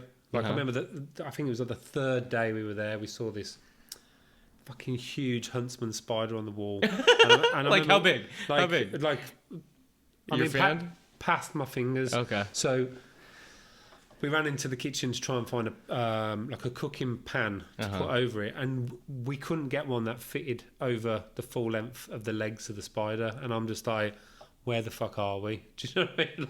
And then we had a huntsman spider's nest behind a light switch. Was completely mental. So every time we're flicking, did you lose your shit? More and more little spiders were coming out. You lost your shit. Right, what did you do? Well, yeah, we just called pest control for that one. But that's hilarious. I never used to like wasps. Okay. I would like. I remember running. That's so funny. I remember running in a local shopping mall when I was a kid, holding a McDonald's strawberry milkshake, and a wasp coming near me throwing the strawberry milkshake. Like, I was about to say girly level of fear, which is obviously not the right thing to say, but like I would scream if I saw a wasp. Sure. And then weirdly, I was vegetarian for like 9 months. That's a long time. And then during that time, I felt like I came at peace with wasps. Yeah. Like for the first time, like I wasn't trying to kill the wasp. Yeah. I became the guy who was like gently wafting the wasp away. And I was like, shit, this is working, man. But then, went back to eating meat. Yeah, I don't know. I feel like that's interesting that you are making all these concepts on nature when like you're just a city boy. No, too. I mean, well, maybe that's the whole point. Again, do you know what I mean? What do you mean? No, I don't know what you mean. Well, it's just interesting things, isn't it? Like, it's that thing of like, okay, I don't have many eagles in my life, so why not make an eagle? Do you know what I mean? Yeah. Although that's saying that where I live now, we do get these kind of red-tailed hawks. Red-tailed hawks, they're gnarly. And coyotes in the garden and stuff as well. Yeah, they're gnarly. When my family used to have this cabin in this place called Shaver Lake near my hometown. And some squirrel got in to the cabin, and like it was there for a couple days, ruined all our blinds, and we fed it like just water, crackers, stuff like that, and then we let it free.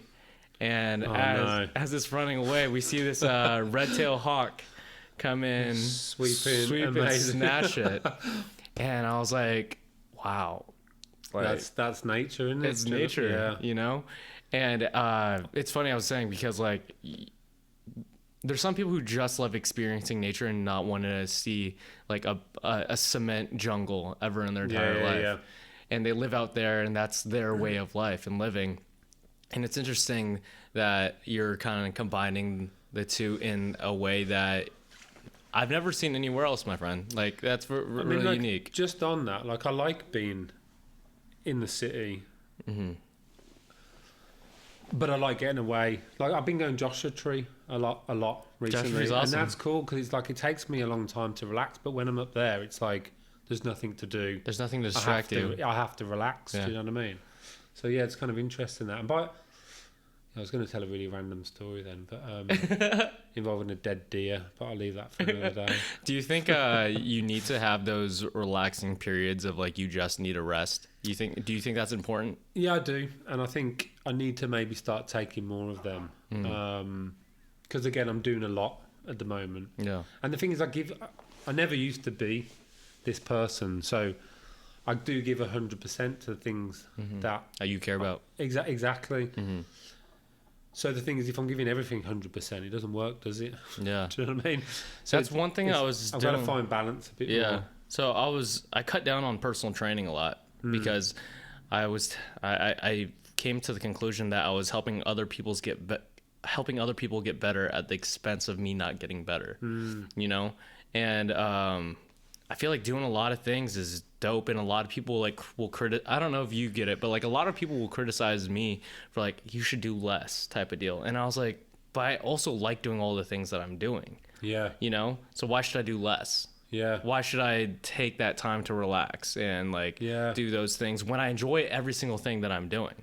You know? Well, then you shouldn't. Maybe not, you know? Maybe it's just, again, just getting a bit of, I don't know, now, because like, I feel, and I guess it's maybe to do with like that book I read about the law of attraction and all this kind of stuff. But I do really feel that when you get when you've got momentum, I feel like you do go into like this different like frequency or like a different lane, and then you can just run faster there because everything's just turning at the right speed.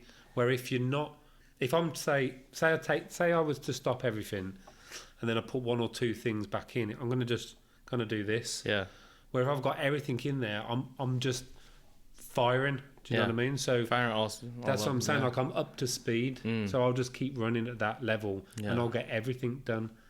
Yeah, I don't. That momentum thing is interesting because I'll hit it. You know when you have the momentum, you feel it, and then everything's kind of going right for you. And then you'll hit a bump, and you're like, I got that, and then you just like hop over the bump, and you keep progressing, and then you look back at it, and you're like, everything's done. Yeah. And where did the time go? What happened? Type of deal. You're kind of just stuck in that flow state, and they don't happen very often for me. But when they do, like, it's just like, how did that happen? Like, you know, do you think about that at all? Yeah, no, I do, because I kind of suddenly spin off, and then Suddenly spin off. Suddenly spin off. Yeah. Well, I suddenly look back and go, oh fuck, man! Like, I haven't been in the gym for like 3 months, and I've been drinking every night, and I didn't do the things I wanted to do, and I'm like, how did that happen? And it's like, again, it's like you start making a few wrong mistakes, and they add up too much, and then you lose track of who you're wanting to be again. And that's the thing with the momentum, like, you have to keep doing it, and this is obviously something I'm going to have to deal with like the whole of my life. I'm going to have to keep getting better, and be consistent with it, and just like, I guess, not be all or nothing in terms of like, once I make one mistake, now don't go straight to the other side. Just, okay, forget about it, move on, get back on with the mission. That's the thing. Get on with the mission. Yeah. I love that, dude. I think we'll end it there. Awesome. Where can people find you and like look at your work, all those things, and potentially work with you if they want to work with you? You know? I mean, well, let's go old school to the internet. Okay. Filfury, FILFURY.com. Beautiful. And then it's Filfury everywhere else, like Instagram. All right, y'all. Phil, thank you so much for coming, bro. Man, I appreciate you. And yeah, we'll see you again soon. Wicked. Peace. Nice one, man. Was that fun? Yeah, that was very mad.